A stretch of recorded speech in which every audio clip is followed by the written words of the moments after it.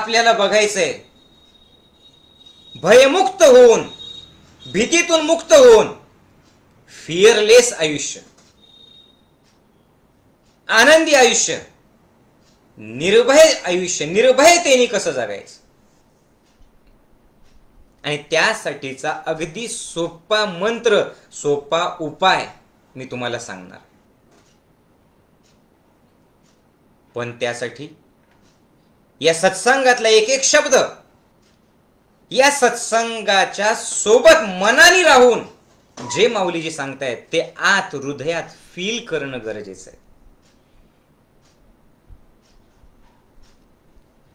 अनेक सत्संग, अनेक प्रवचन, अनेक लेक्चर्स जसे ऐकतात युट्यूबवरती, फेसबुकवरती, तसा हा सत्संग आजचा ऐकण्याचा नाहीये. हा ऐकत ऐकत अनुभवण्याचा सत्संग आहे. हे मला खात्री आहे, विश्वास आहे की हे ऐकता ऐकताच तुम्हाला गुरुकिल्ली मिळेल, गुरुमंत्र मिळेल. भीतीतून बाहेर जाऊन भीती समूळ नष्ट करण्याचा.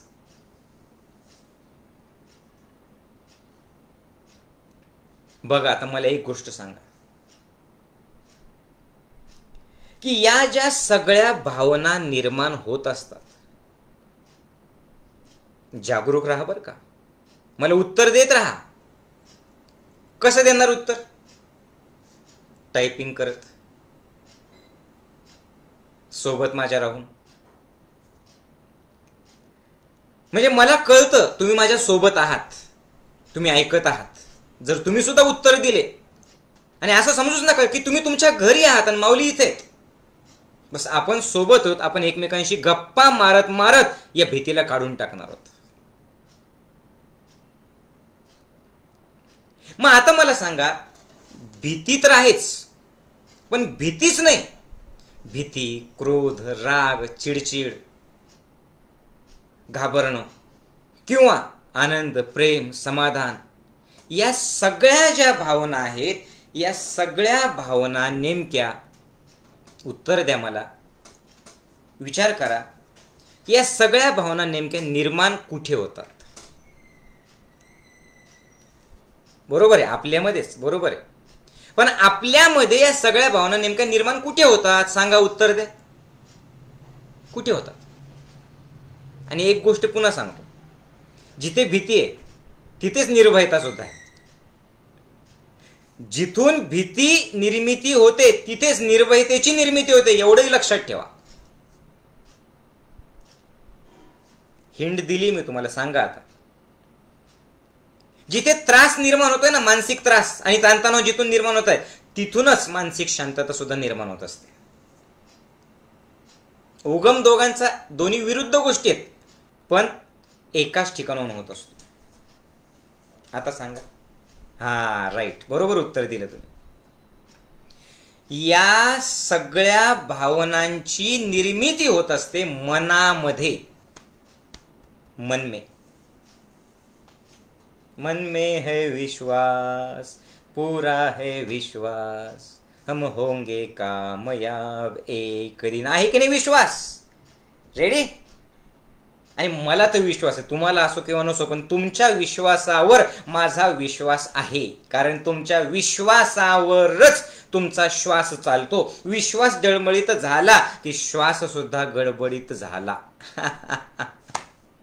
तुम्ही बघा ना, विश्वास डळमळीत झाला आणि भीती वाटायला लागली, श्वास बघा तुम्ही वाढतो की नाही,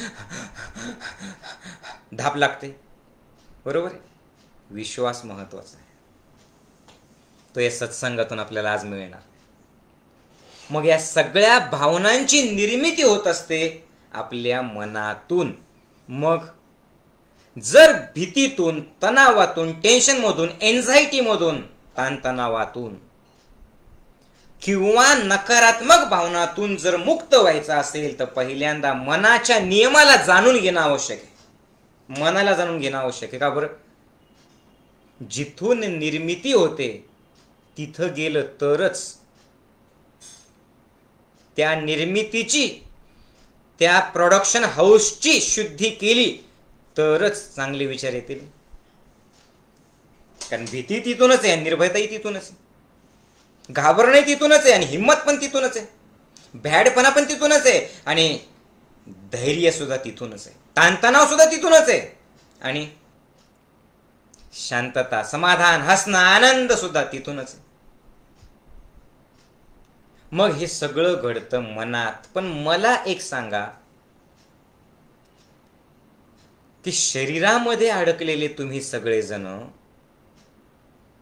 मी कुठला ड्रेस घालावा, मला कुठला रंग छान दिसेल, मी मेकअप कसा करावा, मी कोणता फोटो टाकावा, मी काय जेवावं, हे सगळं जे तुम्ही ठरवतात आणि लक्ष देतात ते कुणाकडे? शरीराकडे. एकदा प्रामाणिकपणे आठवा आणि मला सांगा की मनाकडे तुम्ही कधी पाहिलो, मनामध्ये कधी डोकवलो? मन से बात कब की आपने, कब जुड़े हो आप अपने मन से? मनाला कधी वेळ दिला तुम्ही? शरीराची आंघोळ रोज करता, मनाची आंघोळ कधी केली? शरीराचं खाद्य शरीराला रोज देतात, मनाचं खाद्य कधी दिलं? आणि हा सत्संग म्हणजे मनाची आंघोळ सुद्धा आहे, मनाला पवित्र करणं सुद्धा आहे आणि मन पवित्र करण्यासाठी, मन शुद्ध करण्यासाठी त्याचं खाद्य सुद्धा सत्संगच आहे. समजतंय? सोबत आहात माझ्या? सांगत राहा.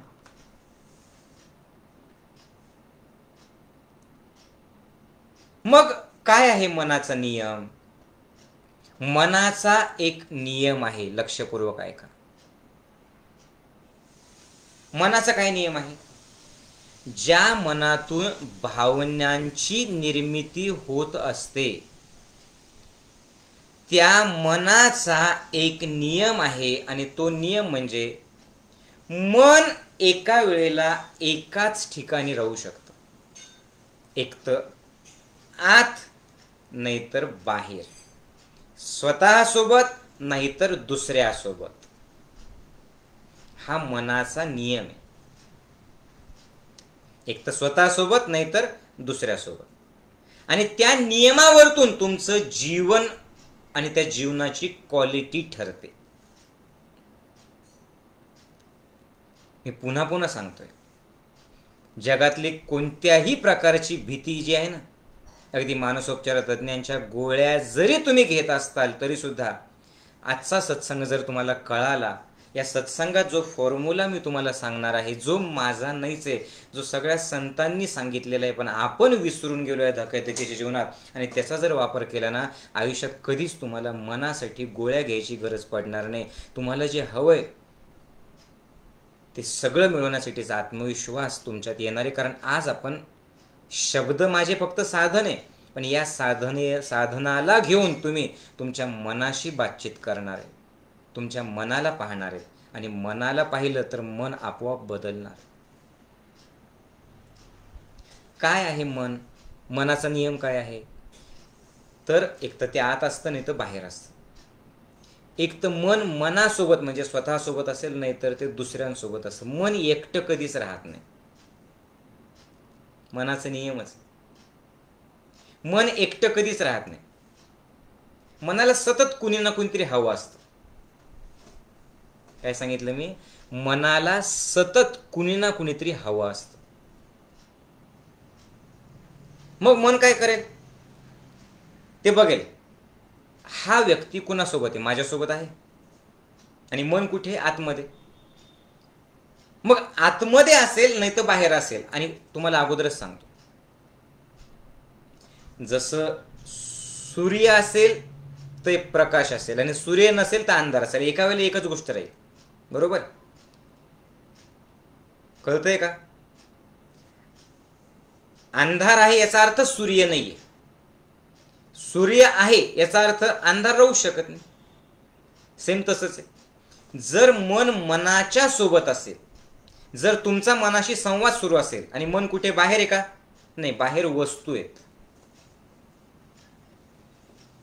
मन आत आहे, अंतःकरण. अंतःकरण म्हणतो ना आपण. मग आत ज्या वेळेला तुम्ही जाताल म्हणजे स्वतःसोबत राहताल, मनाचा नियम आहे. ज्या वेळेला तुम्ही मनासोबत असताल त्याच वेळेला मन शांत असतं. नीट आहे का? नंबर 1, तुम्ही मनासोबत असताल जागरूकतेने तेव्हाच मन शांत असतं. नंबर 2, मनाला त्याच्या आत तुम्ही जर काही एक साधन दिलं, योग्य साधन दिलं, तेव्हा मन शांत असतं. नंबर 3, त्या साधनाचा उपयोग तुम्ही जागरूकतेने मनाला सोबत घेऊन केला तर मन निर्विचार अवस्थेला जातं. नंबर 4, निर्विचार अवस्थेत मनातले विचार शुद्ध होतात.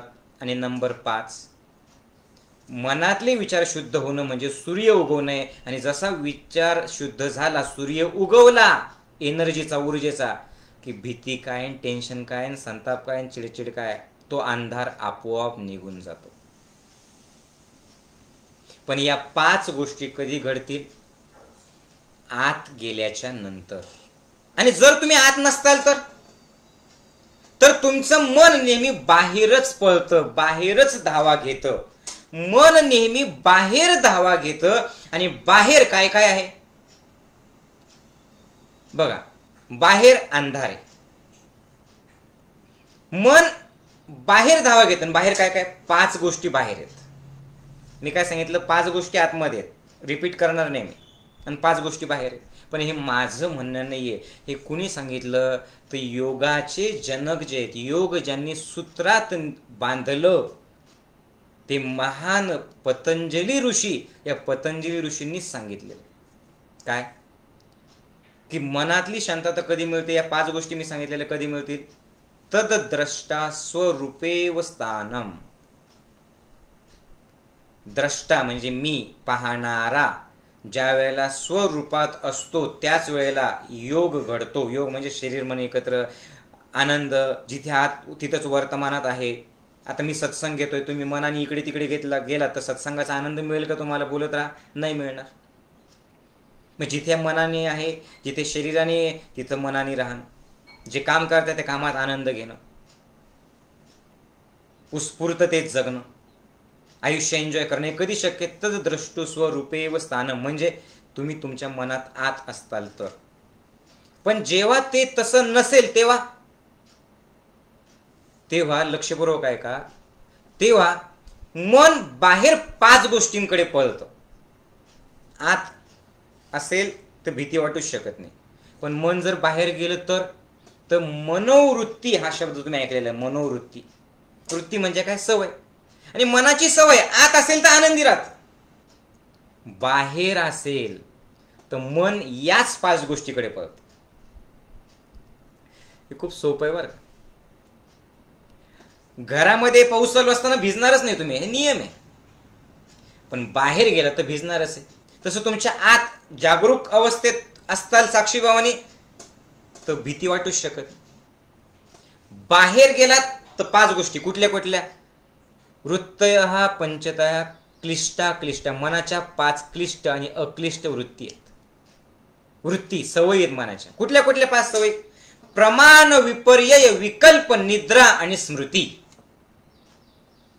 रिपीट करा, मोठ्याने बोला, म्हणजे तुमच्या सबकॉन्शियस माइंडमध्ये चालल्या जाईल. नुसतं ऐकू नका, बोला. प्रमाण, विपर्यय, विकल्प, निद्रा आणि स्मृती. या 5 गोष्टी कधी असतात? बाहेर गेल्यावर.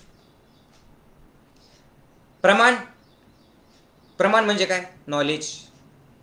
कुठून कुठे मिळतं? त्या प्रमाण पण 3 आहेत: प्रत्यक्ष, अनुमान आणि आगम. म्हणजे काय? हा विषय आपला नाहीये, मी ते नंतर क्लिअर करेल तुम्हाला. कारण आजचा पुढचा विषय खूप महत्वाचा आहे. आणि आज अशा गोष्टी तुम्ही सायंटिफिकली अशा गोष्टी तुम्ही ऐकणार आहेत. वैज्ञानिक कारण की का असं करायचं हे तुम्ही ऐकणार आहे, जे तुम्ही कुठेच ऐकलेलं नसेल. मला गॅरंटी तुमच्या बाबतीत, मनाबाबतीत, शरीराबाबतीत. आणि त्यासाठी जो उपाय मी सांगणार आहे, जो अनेक वर्षांपासून संत लोक सुद्धा सांगतात, पण ते काय आहे सायंटिफिक कारण ते मी तुम्हाला सांगणार आहे. म्हणून लक्षपूर्वक आहे का, म्हणून हे मी जास्त घेणार नाही. विपर्य म्हणजे काय? मिथ्या ज्ञान. आतमध्ये जर नसेल तर मन काय करेल? मिथ्या ज्ञान घेईल. मिथ्या म्हणजे जे गरजेचं नाही, शरीरासाठी, मनासाठी चांगलं नाही, ते तुम्ही घेईल. नको ते गप्पा मारेल, नको ते गोष्टी बघेल, नको ते व्हिडिओ बघेल, नको ते टी व्ही सिरियल बघत राहील. त्याचा परिणाम पुन्हा मनावरती. विकल्प म्हणजे काय? तुम्ही संकल्प आणि विकल्प दोन शब्द आहेत. संकल्प स्वतःसाठी असतो, स्वतःला बदलण्यासाठी असतो. विकल्प सगळं निगेटिव्ह, बरोबर. नाही तर मन काय करेल? निद्रा, झोपून जातं, आळशी. नाही तर पाचवी गोष्ट कुठली? स्मृती, म्हणजे नेहमी तुम्ही जुन्या भूतकाळातच जगतात, वर्तमानात कधी नसतातच.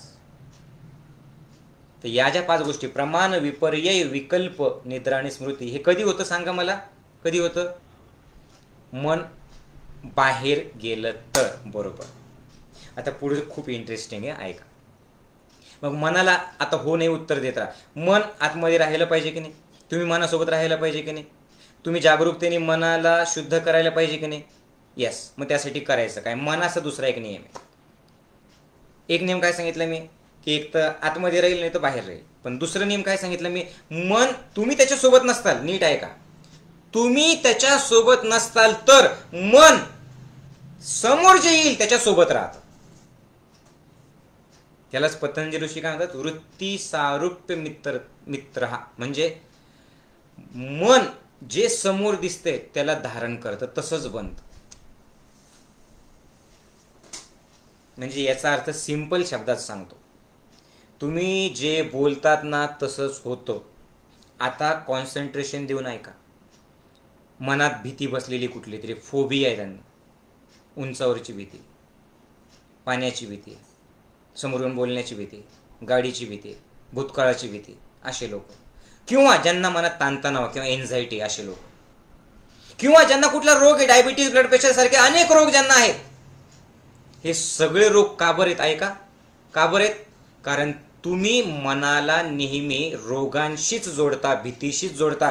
तुमच्या मनातून चार चारदा तुमच्या तोंडातून हेच सांगत राहता, मला भीती वाटते, मला भीती वाटते, मला भीती वाटते, मला भीती वाटते. आणि मन काय करतं? जे समोर दिसलं त्याचं रूप धारण करतं. मन मायावी आहे. कळतंय का? मन मायावी आहे. जे समोर दिसलं ना त्याचं रूप धारण करेल. हे भीती वाटणारे लोक आहेत ना, तुम्हाला एकदा विचारावं स्वतःला, खरंच बदलायचं का हो तुम्हाला? मग जर बदलायचं असेल, जर तुम्हाला रोग नको असतील, जर तुम्हाला ताणतणाव, एन्झायटी नको असेल, नीट ऐका, आत्ताच्या या क्षणापासून तुमच्या आयुष्यातून तुम्ही कधीच याच्या पुढं भीती हा शब्द मनातून काढायचा नाही, तोंडातून काढायचा नाही, रोग हा शब्द मनातून काढायचा नाही. नाही मौली असं कसं? मग तसंच. मला सगळ्यांनी टाईप करून उत्तर द्या. मी जे बोलतोय ते कळतंय का तुम्हाला? ज्यांना ज्या कुठल्या नकारात्मक गोष्टी, भीती वाटते, टेन्शन आहे, हे आहे ते, आजपासून नाही,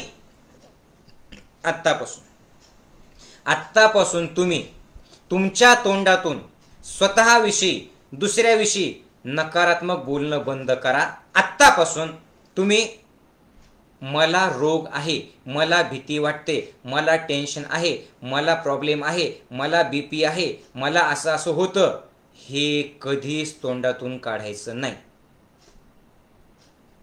जर खरंच बरं व्हायचं असेल तर काहीच शंका मनात आणायची नाही. सांगितलं ना कर, बस. बाकी सगळं माऊलीवर सोडून दे. आता असं का नाही करायचं? नीट ऐका, आता खूप गमतीशीर. बरेच लोक बाबूची वाट बघतायत ना, येणारे बाबू कोण. ऐका, असं कशामुळे करायचं? समजा डोळ्यासमोर चित्र आहे ना, की आपण सगळेजण बघा बरं, जेवायला आपल्या एका मित्राकडे, एका साधकाकडे गेलो. तुमच्या डोळ्यासमोर मी जे बोलतोय तसं चित्र आणा आणि तुम्ही नीट व्यवस्थित ऐका. तुम्ही सगळ्यांनी जे काही मी बोलतोय तसं उत्तर सुद्धा मला देत राहायचं आहे. आपण सगळेजण जेवायला गेलो आणि जेवायला गेल्याच्या नंतर एका ओळीत बसलो. बसल्याच्या नंतर नेमका ताटामध्ये तुम्हाला न आवडणारा पदार्थ आला. उदाहरणार्थ कारल्याची भाजी आली. आता ताटात न आवडणारी कारल्याची भाजी आली, बाकीचे पण बरेच पदार्थ होते त्याच्यामध्ये. वाढलं, जेवायला सुरुवात केली. आता तुम्हाला माहिती की कारल्याची भाजी तुम्हाला आवडत नाही. मग आवडत नाही म्हणून तुम्ही काय करता माहिती, ती भाजी पुन्हा खावी लागू नये म्हणून अगोदरच संपवून टाकतात. आता ती भाजी, तिचा भाजीचा त्रास नको ना अगोदर संपवून टाकली, पण तिथला जो यजमान आहे ना, होस्ट, ज्याच्या घरात तुम्ही जेवायला गेले, त्या माणसाला असं वाटतं की अरे यांनी कारल्याची भाजी अगोदर संपवली म्हणजे याला कारल्याची भाजी आवडते. तो काय करतो, पुन्हा येतो कारल्याची भाजी तुम्हाला वाढतो. हे होतं का नाही होत मला सांगा, होतं ना. मग तुम्ही पुन्हा डोक्याला हात लावता, यार ही भाजी मला आवडत नाही म्हणून मी अगोदर संपवली आणि या यजमानाने या येड्याने पुन्हा मला तीच वाढली. आता हे बाकीचं कधी खाऊ, पुरणपोळी नाही जे मला आवडतं ते. मग तुम्ही काय करता, विचार करता, यार पुरणपोळी मला आवडते, कारल्याची भाजी मला आवडत नाही, जाऊ द्या शेवटी गोड घास झाला पाहिजे म्हणून पुन्हा एकदा तुम्ही काय करता, पर्यायाने इच्छा तर नाही, पुन्हा कारल्याच्या भाजीकडे लक्ष देतात आणि पुन्हा कारल्याची भाजी पटकन खाऊन टाकता, कारण नंतर पुरणपोळी खायची. आणि जशी तुमची कारल्याची भाजी पुन्हा संपली, पुन्हा यजमान येतात, त्यांना पुन्हा वाटतं की अरे यार या माझ्या दोस्ताला कारल्याची भाजी खूपच आवडलेली आहे, ते पुन्हा कारल्याची भाजी वाढतं. असं होतं का नाही होत, तुम्हीच सांगा मला. हॅलो, होतं की नाही होत? होतं, बरोबर. तुमचं जे आवडतं ना त्याच्याकडे लक्ष नसतं. आता मला सांगा, मी पुन्हा एकदा विचारतोय, तुम्हाला न आवडणारी कारल्याची भाजी कशातली, त्या ताटातली. तुम्ही जर का त्या भाजीकडे लक्षच दिलं नाही, हे ऐका बरं का, इंटरेस्टिंग तर आहे पण याच्यात तुमच्या सगळ्या रोगांची उत्तर आहे. तुम्ही त्या भाजीकडे लक्षच दिलं नाही आणि ती भाजी यजमानाने जी तुम्हाला आवडत नाही, जी तुम्हाला नकोय, ती भाजी तशीच टाकून दिली, खाल्लीच नाही, ताटात तशीच ठेवली आणि तुम्हाला आवडणारं खाल्लं. आता मला सांगा, तो यजमान ती भाजी पुन्हा पुन्हा तुम्हाला वाढेल? हो नाही बोलत राहा, नाही वाढणार. का बरं? यजमानाला कळालं, होस्टला कळालं, जिथं जेवायला गेलो त्याला कळालं याला हे आवडत नाही ना, नको वाढायला. कळत आहे का? याला आवडत नाही ना, नको वाढायला, बरोबर आहे. मग याला काय आवडतं ते वाढा, राईट, बरोबर आहे.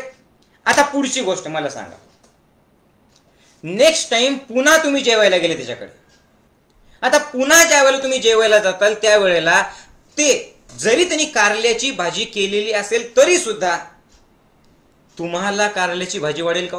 बोला बोला बोला बोला, वाढेल का? नाही. ते सगळ्यांना वाढेल पण तुम्हाला नाही वाढणार. का बरं? मागच्या वेळेस तुम्ही टाकून दिली होती, मागच्या वेळेस तुम्ही त्याच्याकडे दुर्लक्ष केलं होतं, मागच्या वेळेस ती घेतलीच नाही, त्याच्याविषयी बोललेच नव्हते, मग ते काय करेल, तुम्हाला आवडणार देईल, राईट, बरोबर आहे. येस नो, बरोबर. म्हणजे तात्पर्य काय, तुम्ही जे दुर्लक्षित करतात यजमान ते तुम्हाला देत नाही, थाळीत ते तुमच्या वाढत नाही, बरोबर आहे. बस सेम असंच मी काय सांगतो लक्षपूर्वक आहे का, यजमान म्हणजे निसर्ग, यजमान म्हणजे परमात्मा, तुमचं जीवन म्हणजे थाळी, तुमचं जीवन म्हणजे थाळी आणि खाणारे आहात तुम्ही, पाहुणे म्हणजे तुम्ही. रिपीट करतोय, यजमान निसर्ग किंवा परमात्मा, जेवणाची ती थाळी म्हणजे जीवन, थाळीतले वेगवेगळे पदार्थ, एका थाळीत भीती आहे, थाळीतल्या त्या पदार्थात भीती आहे, तणाव आहे, टेन्शन आहे, रोग आहेत, एन्झायटी आहे, आनंद आहे, उत्साह आहे, परिपूर्णता आहे, एन्जॉय करणं आहे, परमात्मा आहे, वेगवेगळे पदार्थ ठेवलेले. आता खाणारे तुम्ही आहेत ना, पण तुम्ही ज्याच्याकडे लक्ष देतात, नीट ऐका, हा पाहुणा त्या थाळीतल्या ज्या पदार्थाकडे लक्ष देतो, यजमानाला वाटतं याला तेच आवडतं, तो तेच परत परत तुम्हाला देतो. जर असेल तर एका क्षणात तुमच्या सगळ्या प्रश्नांची उत्तर तुम्हाला मिळून जाईल. भीती पण वाढलेली थाळीमध्ये, जीवनाच्या थाळीत भीती पण वाढलेली आहे आणि जीवनाच्या थाळीत आनंद, निर्भयता, धैर्य पण वाढलेलं आहे. पण तुम्ही आपल्या बाबूसारखे काय करतात, अगोदर संपवून टाकू म्हणून त्या भीतीकडे लक्ष देताय. तुम्ही काय बोलताय, कितीदा बोलताय, मला भीती वाटते, मला भीती वाटते, मला भीती वाटते, मला भीती वाटते, मला ताण आहे, मला ताण आहे, मला रोग आहे, मला रोग आहे. यजमानाला वाटतं की थाळीतलं याच्याकडे लक्ष देत आहे हा पाहुणा, पाहुण्याला वाढ. आग्रह करून करून घे हो बाळा, घे हो माय, घे घे घे बाळा घे.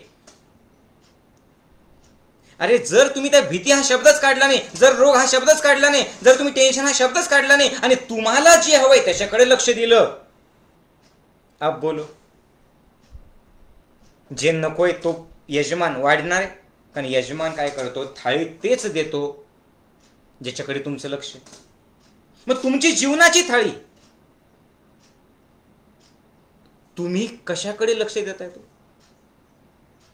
अरे एवढंच नाही, त्या दिवशी तुम्ही जे जेवायला गेले होते ना, तुम्ही पुरणपोळी तुम्हाला आवडते आणि तुम्ही पुरणपोळीची खूप स्तुती केली. ताई पुरणपोळी अगदी सुंदर बनवली हो, खूपच छान बनवली, मला तर खूपच आवडली. आता मला सांगा, ज्या वेळेला त्या यजमान ताई नेक्स्ट टाइम पुरणपोळी करतील, नेक्स्ट टाइम ज्या वेळेला पुरणपोळी करतील आणि तुम्ही जर त्या पुरणपोळीची स्तुती केलेली असेल, तर त्यांना तुमचा चेहरा डोळ्यासमोर येईल की नाही, की बाई ते आहे ना, ते जेवायला आले तर ते बाबू बांदर, ते बाई त्यांनी स्तुती केली होती, मेला आमचं हे होतं काही स्तुती करत नाही, त्यांनी किती छान स्तुती केली ती बाई, त्याला पुरणपोळी लय आवडली ग माय माझी. ते तुम्हाला पुरणपोळी तयार करताना आठवेल का नाही आठवणार, बोलत राहा माझ्यासोबत. यस. आणि एखादी ताई तुम्ही जर खूप छान स्तुती केलेली असेल तर ती काय करेल, एक पुरणपोळी एक्स्ट्राची करून ठेवेल. का बरं, आपण बाहेर चाललो ना, तर याच्या घरी पुरणपोळी देऊन टाकू, कारण त्याला पुरणपोळी आवडते. बरोबर आहे. सेम असंच कारल्याची भाजी म्हणजे भीती, टेन्शन, रोग, प्रॉब्लेम, ताणतणाव. पुरणपोळी म्हणजे आनंद, उत्साह, परमात्मा, एन्जॉय करणं, हिम्मत, निर्भयता.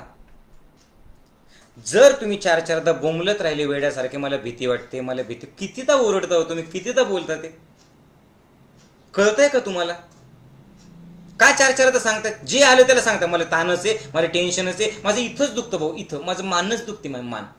अरे मान दुखण्याकडे लक्ष न देता काहीतरी व्यायाम कर ना, व्यायामाकडे लक्ष दे ना.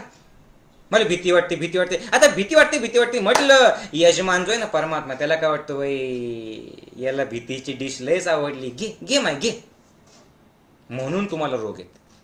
डायबिटीसवाले आठवा, ओ बीपी वाले, ब्लड प्रेशरवाले, गुडघे दुखेवाले, थायरॉइडवाले आठवा, कितीदा बोंबलता तुम्ही. हे तुमच्या बोलण्यामुळे रोग आहेत, लक्षात ठेवा. तुमच्या थाळीमध्ये तुमचं लक्ष त्याच्याकडे, म्हणून काही फोन येतात मला, आपल्या शिक्षकांना फोन येतात, काय सांगतात ते, मौलीजी खूप टेन्शन आहे, खूप मानसिक टेन्शन आहे, काय सांगावं तुम्हाला. ओके ठीक आहे, मानसिक टेन्शन, मानसिक टेन्शन, मानसिक टेन्शन, चार चारदा तेच मानसिक टेन्शन.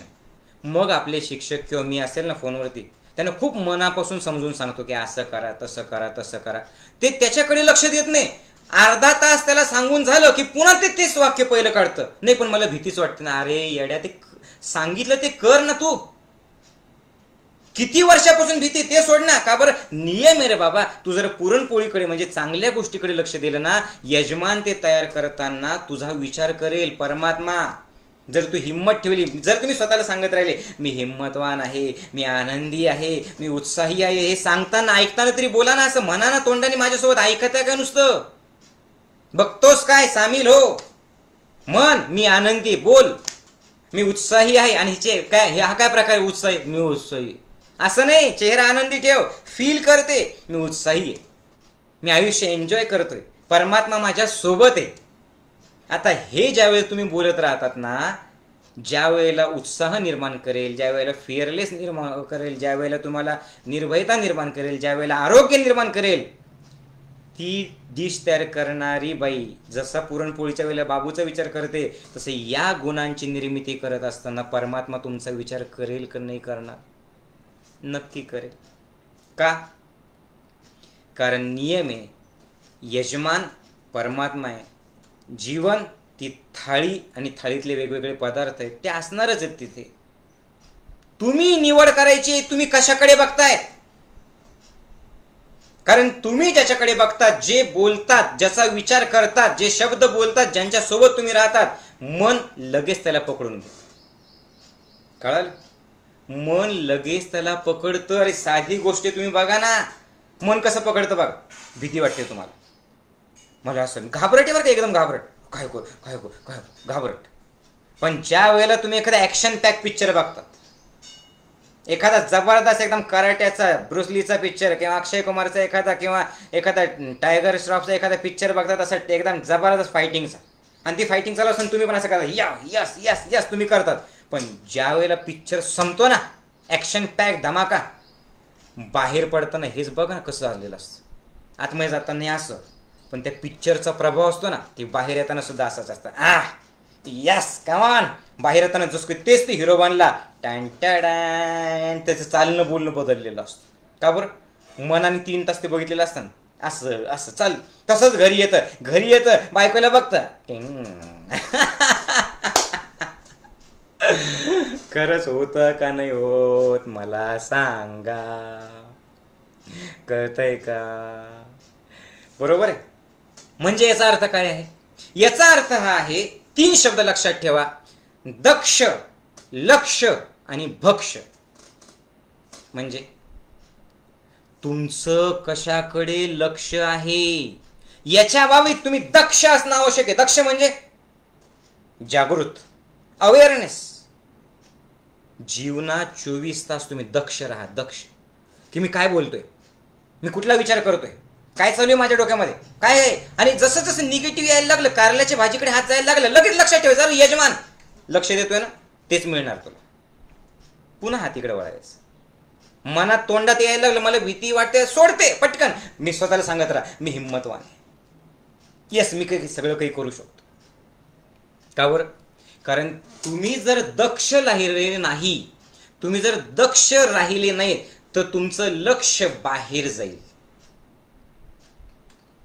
आणि बाहेर जर गेलं तर 5 वृत्ती, प्रमाण, विपर्य, विकल्प, निद्रा आणि स्मृती त्याच्यात अडकेल. आणि त्याच्यातही भीती, त्रास, चिडचिड. का बरं?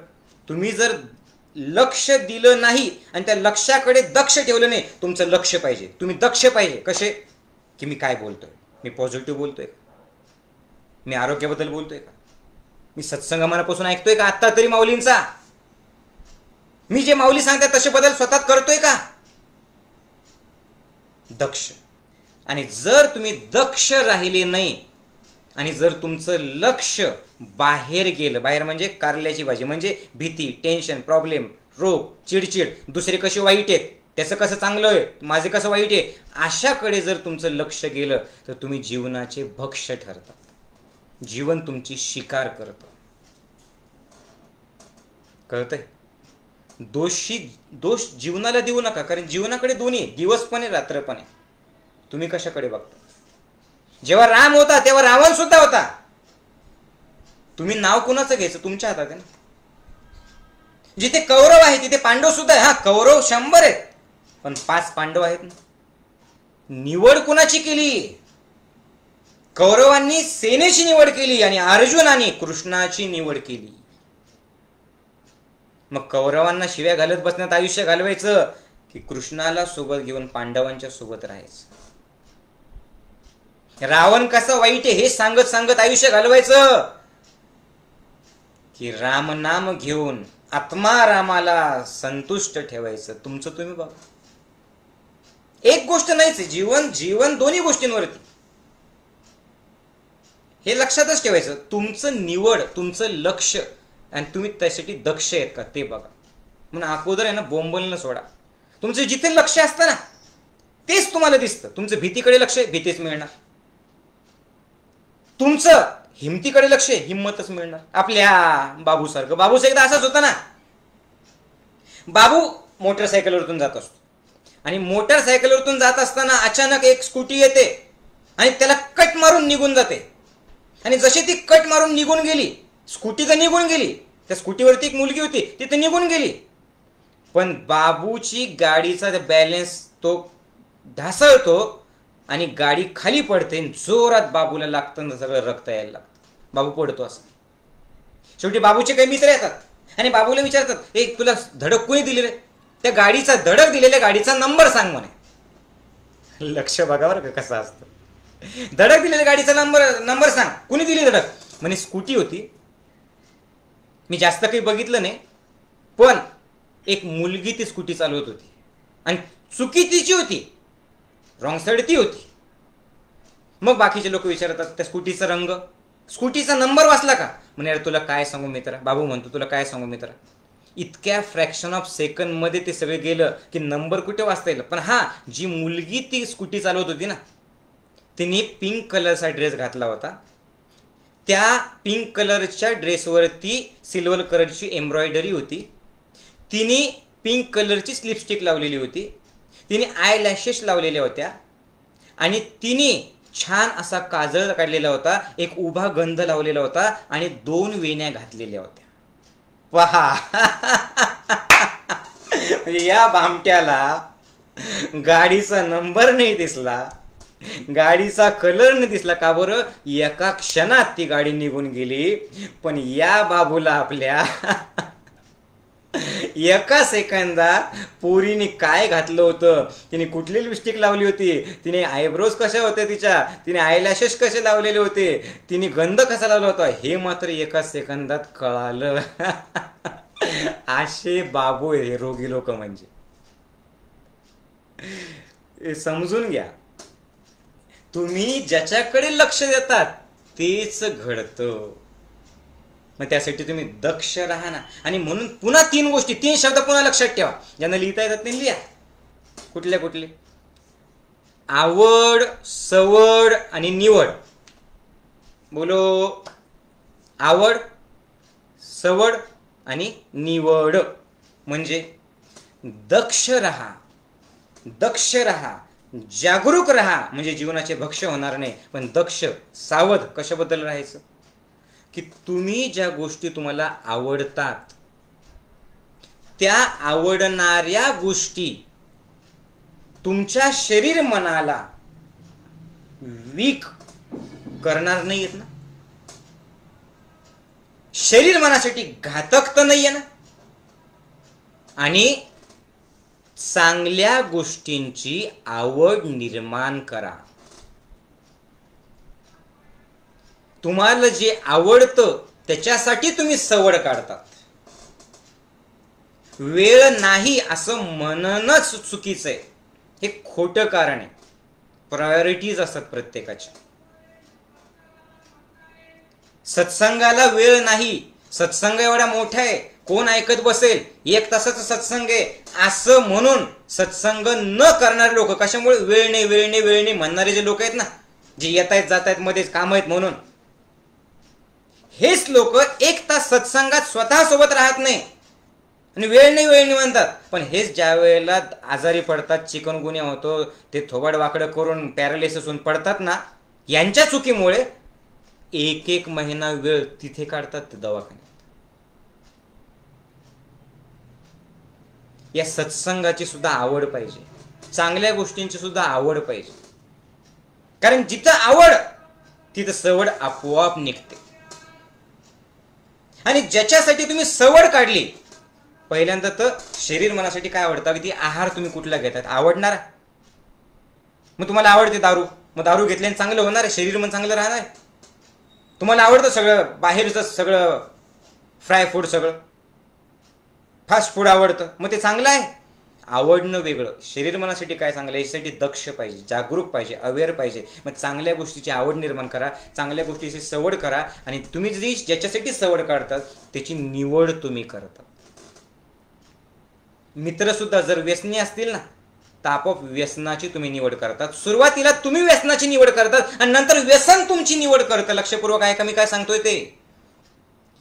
तुम्हाला जे आवडतं त्याच्यासाठी तुम्ही सवड काढतात आणि जी सवड तुम्ही काढली तुम्ही त्याची निवड करतात. पण निवड केल्याच्या नंतर लक्षपूर्वक ऐका मी काय सांगतोय ऐका, ज्याची तुम्ही निवड केली, तुम्हाला असं वाटतं की मी याला निवडलं, पण नंतर असं होऊन जातं की ती तुमची निवड तुम्हाला निवडते. कळतंय का? हे समजून घ्या. तुम्ही ज्याला निवडलं, चॉईस ज्याचा तुम्ही केला, नंतर त्या ज्याचा तुम्ही चॉईस केला त्याचे चॉईस तुम्ही बांधतात. समजलं? ध्यानाची निवड तुम्ही केली, तर ध्यानाची चॉईस तुम्ही बनणार आहे, म्हणजे ध्यानातून जे फायदे ते तुम्हाला होणार आहे. आणि दारूची निवड जर केली तर दारू तुमची निवडणार करणार आहे, तुम्हाला त्याचा त्रास होणारच. तुम्हाला असं वाटतं की मी मालक आहे, नंतर तुम्ही मालक राहत नाही, ती निवड तुमची मालक बनते. ते बाबू सारखं, बाबू गाढवावरती बसलेलं होतं, गाढवाचं तोंड तिकडं, गाढवाच्या पाठीवर बसलेलं होतं, उलट बसलं होतं, तिकडे तोंड करून, शेपटीकडे तोंड करून. एक जण त्याला म्हणे, अरे तू गाढवावर सरळ कबर बसला नाही, तू उलट्या कबर बसला. म्हणे ते गाढव असं आहे की मी सरळ बसलो काय उलट बसलं काय ते माझं ऐकतच नाही. ते असं सोयी जिथं त्याला जायचं ना तिथंच घेऊन जातं मला, मग कशाला सरळ उलट. आता गाढव आणि बाबूची निवड केली. समजतंय का? तसं तुम्ही कशाची निवड केली, एकदा पटपट पटपट 1 2 3 4 5 6 7 8 अशा डोळ्यासमोर गोष्टी आणा की तुम्हाला काय आवडतं. जर तुम्हाला झोपून राहणंच आवडत असेल 7 8 9 वाजेपर्यंत, तर ती जास्त वेळची सूर्योदय झाल्याच्या नंतरची झोप निवड करणार आहे रोगांची. फास्ट फूडच खातायत, व्यसनच करतायत, निवड करणार आहे जीवन कशाची, त्या नकारात्मक गोष्टींची. आता तुम्ही सत्संगाची निवड केलेली, मला गॅरंटी तुम्हाला सत्संग निवडणार आहे, आणि सत्संग संपेपर्यंत तुम्हाला अनुभव येणार आहे कुठला, फिअरलेस, आवड सवड निवड. आणि म्हणून जर भीतीच जगायचं असेल, बघा 2 गोष्टी, एक तर फिअर नाही तर फिअरलेस. फिअर म्हणजे काय, 4 गोष्टी, FEAR, फिअर. एफ म्हणजे काय, फिअरचा जर लक्षात घ्या, फिअरलेस कधी होतात, ज्या वेळेला FEAR या गोष्टी लेस झाल्या की फिअर येते, आणि FEAR या गोष्टी आल्या की तुम्ही फिअरलेस बनतात. F म्हणजे काय, फेथ, विश्वास. नाही संकट आहे माऊलीजी माझ्या आयुष्यात असा, पण मी संकटाकडे लक्ष देणार नाही का बरं, थाळीत ज्याच्याकडे लक्ष दिलं परमात्मा ते देतो. मग मी काय करेल माऊलीजी, मी फेथ म्हणजे विश्वासाकडे लक्ष देईल. ई म्हणजे काय, माऊली खूप त्रास आहे, बसायला त्रास आहे, टेन्शन आहे, पण मी माऊली, ई म्हणजे काय, मी एनर्जीकडे लक्ष देतो, मी एन्थुझियास्टिक आहे, मी एनर्जी आहे, मी शरीर नाही आहे, मी एनर्जी आहे, ही ऊर्जा माझ्यासोबत आहे. E for energy, F for faith, E for energy. या 4 गोष्टी कमी झाल्या, लेस झाल्या की फिअर येते, आणि 4 गोष्टी वाढल्या की फिअरलेस बनतात. Faith, energy, attitude, A for attitude, दृष्टिकोन, आणि फेथ, एनर्जी आणि ॲटिट्यूड. हे सगळं करण्याची, आर फॉर रिस्पॉन्सिबिलिटी, ही जबाबदारी माझी आहे, हे ज्याला कळालं आणि ज्यांनी ती जबाबदारी घेतली त्याचं आयुष्य चेंज, तो फिअरलेस, फिअर टू फिअरलेस 100% बनतो. कळालं, येस नो. मग फिअरलेस व्हायचंय, हो नाही बोलत राहा, व्हायचंय. तर आता फिअरलेस होण्याचा सगळ्यात सोपा उपाय मी सांगणार आहे. आता इथून पुढचं जे काही महत्वाचं आहे ना, अत्यंत महत्वाचं आहे, सायंटिफिकली वैज्ञानिक शरीरात काय काय घडतं तसं का करायचं मी सांगणार आहे. खूप मनापासून ऐका. सगळ्या संतांनी एक उपाय सांगितला फिअरलेस होण्यासाठी, रोगमुक्त होण्यासाठी, तणावमुक्त होण्यासाठी, एन्झायटीतून बाहेर येण्यासाठी. एक अतिशय सोपा उपाय सांगितला. आपण तो उपाय सुद्धा करणार आहोत आणि आपण त्याचं प्रॅक्टिकल सुद्धा ध्यान करणार आहोत. ऐकायचा उपाय काय आहे आणि आजपासून तुम्ही सुरू करा तो उपाय. ऐका. मनाचा काय नियम बघितला होता, मन कुणाच्या तरी सोबत असतं. तुम्ही मनाच्या सोबत नसेल तर ते दुसऱ्याच्या सोबत जातं. मग मनाला तुमच्या सोबत ठेवण्याचा सगळ्यात सोपा उपाय काय आहे, म्हणजे मनाला भीती येणार नाही. ज्ञानेश्वर माऊलींनी अगोदरच सांगितलेले की या सगळ्या गोष्टी, एक एक शब्द लक्षपूर्वक ऐका बरं का, या सगळ्या नकारात्मक गोष्टी आपोआप निघून जाईल. परमेश्वराला तुझी करुणा येईल आणि तुझ्या मनातली भीती काढून ते प्रेम देईल. कधी पण त्यासाठी एक गोष्ट आवश्यक आहे, कुठलं, एक तत्व नाम दृढ धरी मना, हरीसे करुणा येईल तुझी, ते नाम सोपे रे रामकृष्ण गोविंद, वाचेशी सरुद जपे आधी. बघा, इथून आपला सत्संग चेंज होणार आहे. आत्तापर्यंत आपण बघितलं की भीती कशी निर्माण होते. पण भीतीतून जर दूर जायचं असेल तर त्यासाठी काय करायचं, आणि मी बॉन्ड पेपरवर लिहून देऊ शकतो. हे जाहीरपणे एवढं ठामपणे मी का सांगतोय, कारण हा उपाय जो करेल त्याला आयुष्यात कधीच मानसोपचार तज्ज्ञाच्या गोळ्या घ्यायची गरज नाही पडणार. हजारो प्रॉब्लेममध्ये सुद्धा तो स्थिर राहू शकतो आणि त्याचे रोग दूर होणार आहेत. आणि हे मी सांगत नाहीये, पतंजली ऋषीने तेच सांगितलं, उपनिषदामध्ये तेच सांगितलेलं आहे, अहो वेदांमध्ये तेच सांगितलेलं आहे, अरे ज्ञानेश्वर माऊलींनी सुद्धा तेच सांगितलेलं. चॉईस तुम्ही करा. भीती म्हणजे कारल्याची भाजी की पुरणपोळी म्हणजे निर्भयता. मग जर तुम्हाला निर्भय व्हायचं असेल, मनाला शुद्ध करायचं असेल, तर मनाला शुद्ध, हरिपाठ 1000 वेळेला ऐकलं ना तुम्ही, मग त्या ओळींचा कधी विचार करत नाही. माझ्यासोबत बोलायचं, तुम्ही तोंडाने बोलणं गरजेचं आहे. काय सांगितलं माऊलींनी, ज्ञानेश्वर माऊलींनी, की या सगळ्या भयमुक्त होऊन जर तुम्हाला उत्साहात जगायचं असेल तर एकच गोष्ट महत्त्वाची, कुठलं, एकतत्व नाम दृढ धरी मना, हरीसी करुणा येईल तुझी. एकतत्व नाम दृढ धरी मना. जर तुम्हाला भयमुक्त व्हायचं असेल तर आजपासून भीती हा शब्द काढायचा नाही, रोगमुक्त व्हायचं असेल तर रोग हा शब्द काढायचा नाही. माऊली आहे ना, पण आहे, पण त्याच्याकडे बघायचं. ते दूर होण्यासाठी काय करायचं त्याच्याकडे लक्ष दे. का, कारण जर तू म्हटले काय की भीती नाही वाटली पाहिजे, भीती नाही वाटली पाहिजे, भीती नाही वाटली पाहिजे, भीती नाही वाटली पाहिजे, लक्ष कुठे तुझं, बोल भीतीकडे. नियम काय यजमानाचा, ज्याच्याकडे लक्ष दिलं तेच मिळणार. कळतंय का? मग या भीतीतून मुक्त होण्यासाठी काय आहे, नामस्मरण, भजन, या दोन गोष्टी अशा आहेत. नामस्मरण ही गोष्ट अशी आहे, जाप करणं ही गोष्ट अशी आहे की तुम्हाला सगळ्या भीतीतून मुक्त करते. कसा जाप करायचा, कुठलं नामस्मरण, ठीक मी सगळं सांगणार तुम्हाला. नामस्मरण, आणि कोणतंही नाम घ्या, कुठलंही नाम. हे जे मी सांगतोय हा सत्संग कुठल्या धर्माचा पंथाचा नाही आहे. मुस्लिम असतील ना, अल्लाचं नाव घ्या. गौतम बुद्धांना मानणार असतील ना, तर गौतम बुद्धांचं नाव घ्या. भगवान महावीरांना मानताना त्यांचं नाव घ्या. कृष्णाला मानताल ना तर त्यांचं नाव घ्या. पण का नाव घ्यायचं, कारण ते नाव जर घेतलं, एकतत्व नाम दृढ धरी मना, हरीसी करुणा येईल तुझी. ज्या वेळेला तू सतत नाव घेत असतो, कसं नाव घ्यायचं, कुठलं नाव घ्यायचं, कुठला मंत्र म्हणायचा, मी सगळं सांगणार आहे फक्त, आणि सायंटिफिक कारण सांगणार आहे. उगी गप्पा मारणार नाही मी की घ्या नाव नाही. शरीरात काय घडतं, मनात काय घडतं, काय काय घडतं ते सगळं माझं नाही बरं का. अगदी सोप्या शब्दात क्लिअर कट ज्ञानेश्वर माऊलींनी 12व्या शतकात हरिपाठात लिहून ठेवलेलं आहे. मी फक्त 4 ओळी त्याच्या सांगणार तुम्हाला. जसं तुम्ही नाव घेतलं, परमेश्वराचं नाव घेतलं, तर काय घडतं आतमध्ये, नीट ऐका, लक्षपूर्वक ऐका.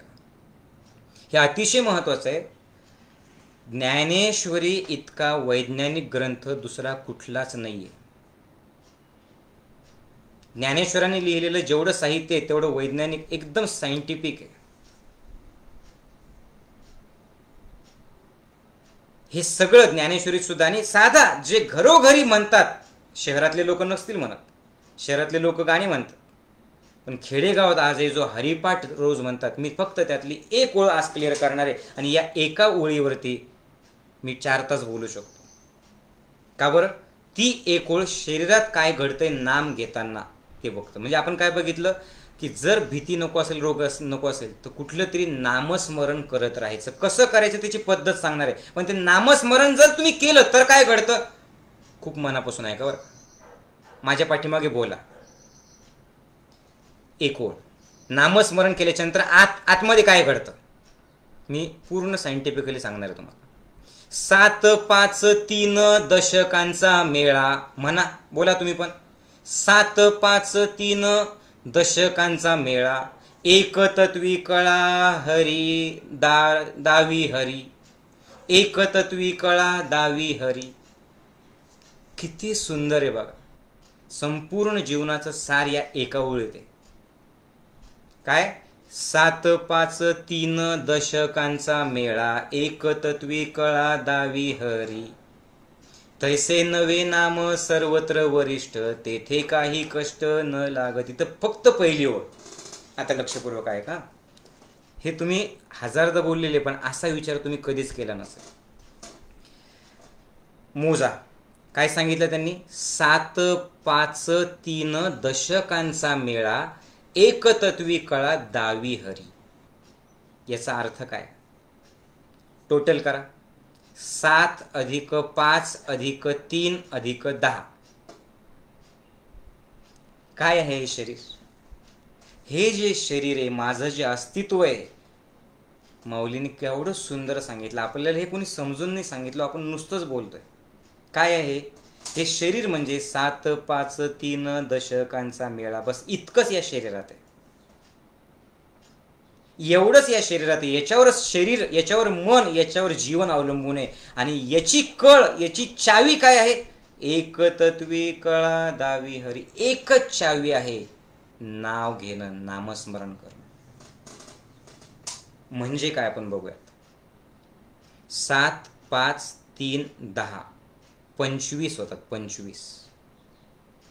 आणि माऊलींना हे माहिती होतं की 25 तत्व जे आहेत त्याच्यातून शरीर तयार झालेलं आहे. आता खूपच इंटरेस्टिंग आहे, लक्षपूर्वक आहे का. 7, 5, 3, 10 यांचा मेळा म्हणजे शरीर आहे. आता 7 म्हणजे काय? तर आपलं शरीर तयार झालेलं आहे 7 धातूंपासून. या 7, 5, 3 आणि 10 याच्यात गडबड झाली की रोग येतात. याच्यात गडबड झाली की भीती वाटते. याच्यात गडबड झाली की टेन्शन येते. याच्यात गडबड झाली की एन्झायटी. आणि तुम्ही दवाखान्यात जाऊन याची शुद्धी त्यांना ॲलोपॅथीमध्ये माहिती नाही, ते वेड्यासारखे गोळ्या देतील. ते काय म्हणतील? गोळ्या म्हणजे काय? केमिकल आहे, हे केमिकल घे. अरे पण केमिकल ज्याला आपण म्हणतो एंडोक्राईन सिस्टीम, हे केमिकल निर्मिती कुठून आहे? हे केमिकलची निर्मिती होती 7, 5, 3 दशकांचा मेळा, याच्यातून नव्हती. मग नामस्मरण काय करतं? हरिपाठ काय करतो? याला स्थिर करतं, म्हणून ते रोग येत. मग पहिलं आहे शरीर. 7 म्हणजे काय? तर हे शरीर तयार झालेले सप्त धातूंपासून. जसं आपण घर बांधतो आणि घरामध्ये काय काय असतं? सिमेंट, विटा, दगड, वाळू. तसं हे जे घर आहे याच्यात काय आहे? 7 धातू आहेत. कुठले धातू आहेत ते 7? लक्षपूर्वक ऐका. ज्यांना टाईप करता येतं करा, म्हणजे इतरांना सुद्धा कळेल. रस, रक्त, मांस, मेद, अस्थि, मज्जा, शुक्र. हे शब्द खूप मनापासून ऐका. रस, रक्त, मांस, मेद, अस्थि, मज्जा आणि शुक्र. या 7 धातूंपासून शरीर तयार झालेलं आहे. आता हे 7 धातू जे आहेत हे कसे तयार होतात? आपलं शरीर एक कारखाना आहे. जसं ऊसाचा कारखाना असेल, ऊसापासून साखर बनते.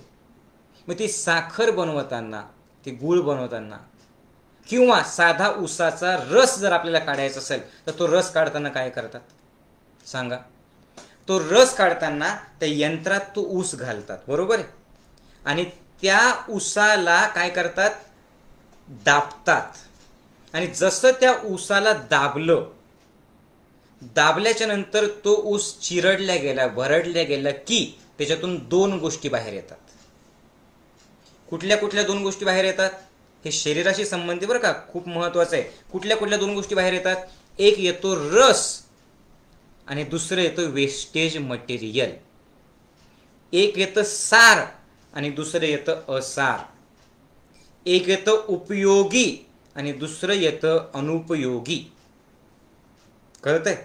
मग तुम्ही काय करता? जे वेस्टेज आहे, ऊसाचं चिपाड, ते टाकून देतात आणि रस पितात, बरोबर आहे. मग तसंच तुम्ही शरीर कसं तयार झालं बरं का, तसंच तुम्ही जेवण करतात. जेवण केल्याच्या नंतर ते जे जेवतात त्याच्यावरती सुद्धा खूप अवलंबून आहे.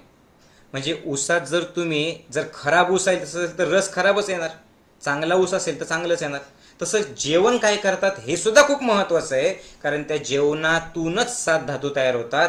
म्हणून आपला क्लास अगोदर करून घ्या ज्ञानयोगाचा, की काय जेवायला पाहिजे ते सुद्धा कळायला पाहिजे. किंवा आपल्या ज्या यूट्यूबवरच्या चॅनलवरती आहाराचे खूप सारे व्हिडिओज आहेत ते बघा, म्हणजे काय जेवायला पाहिजे आणि कसं जेवायला पाहिजे ते कळेल. मग काय होतं, ते जेवण केलं की जसं जसं ते जेवण प्रोसेसिंग करत पुढं पुढं पुढं पुढं जातं, शरीर त्याच्यातून 2 गोष्टी तयार करत, वेस्टेज मटेरियल आणि उपयोगी मटेरियल. रस आणि वेस्टेज, बरोबर आहे, ऊसाचं चिपाड आणि रस.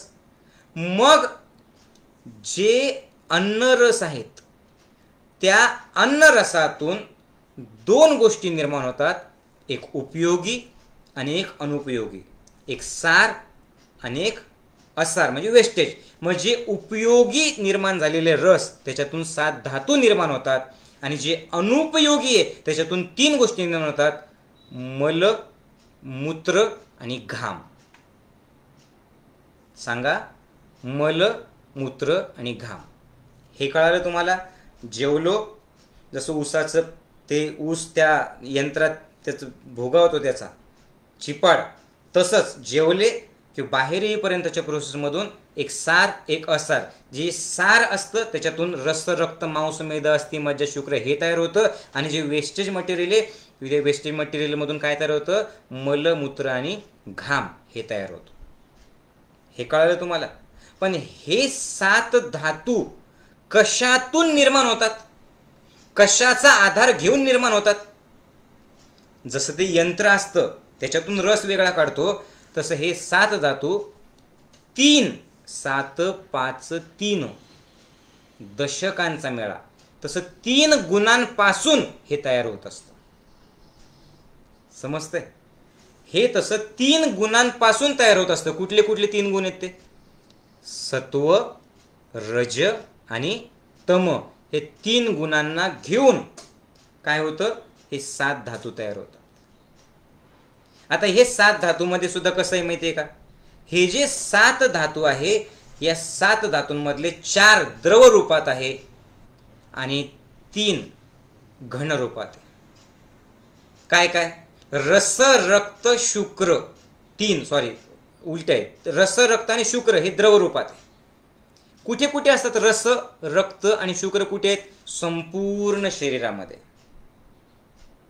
आणि जे घन रूपात आहे काय काय? मांस, मेद, अस्थि आणि मज्जा हे त्या त्या भागात बरोबर ते काम शरीर तयार करत असतात.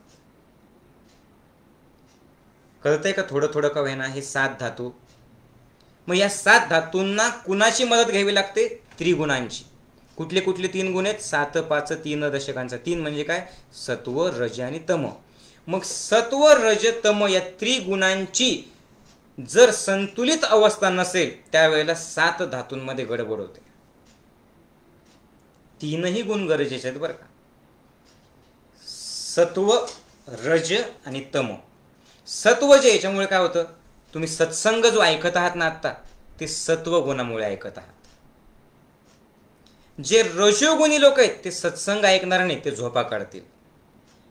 जे तमोगुणी आहे ते सत्संग ऐकणार नाही, ते सत्संगाला नावं ठेवतील, ते सत्संगाला शिवाय देतील आणि ते दुसरं काहीतरी निगेटिव्ह गोष्टी बघतील, निगेटिव्ह गोष्टी काहीतरी करतील. ज्या वेळेला ह्याच्यातलं एक गुण जास्त होतो तसे तसे तुम्ही होता. जे झोपाळू आहे, जे आळशी आहे, त्यांच्यात रजोगुण जास्त आहे. जे चिडचिड आहेत, जे एकदम तिखट मसालेदार खाणारे लोक आहेत, त्यांच्यात रजोगुण जास्त आहे. आणि जे प्रेमळ आहेत, जे सगळ्यांना जोडणारे आहेत, ते सत्वगुण जास्त आहे. हे 3ही गुण पाहिजे बरं का.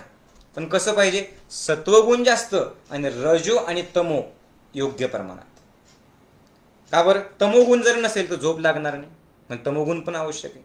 रजोगुण नसेल तर ऍक्टिव्हिटीज आपल्या होणार नाही. प्रॉब्लेम असा आहे की रजोगुण जास्त होणं किंवा तमोगुण जास्त होणं.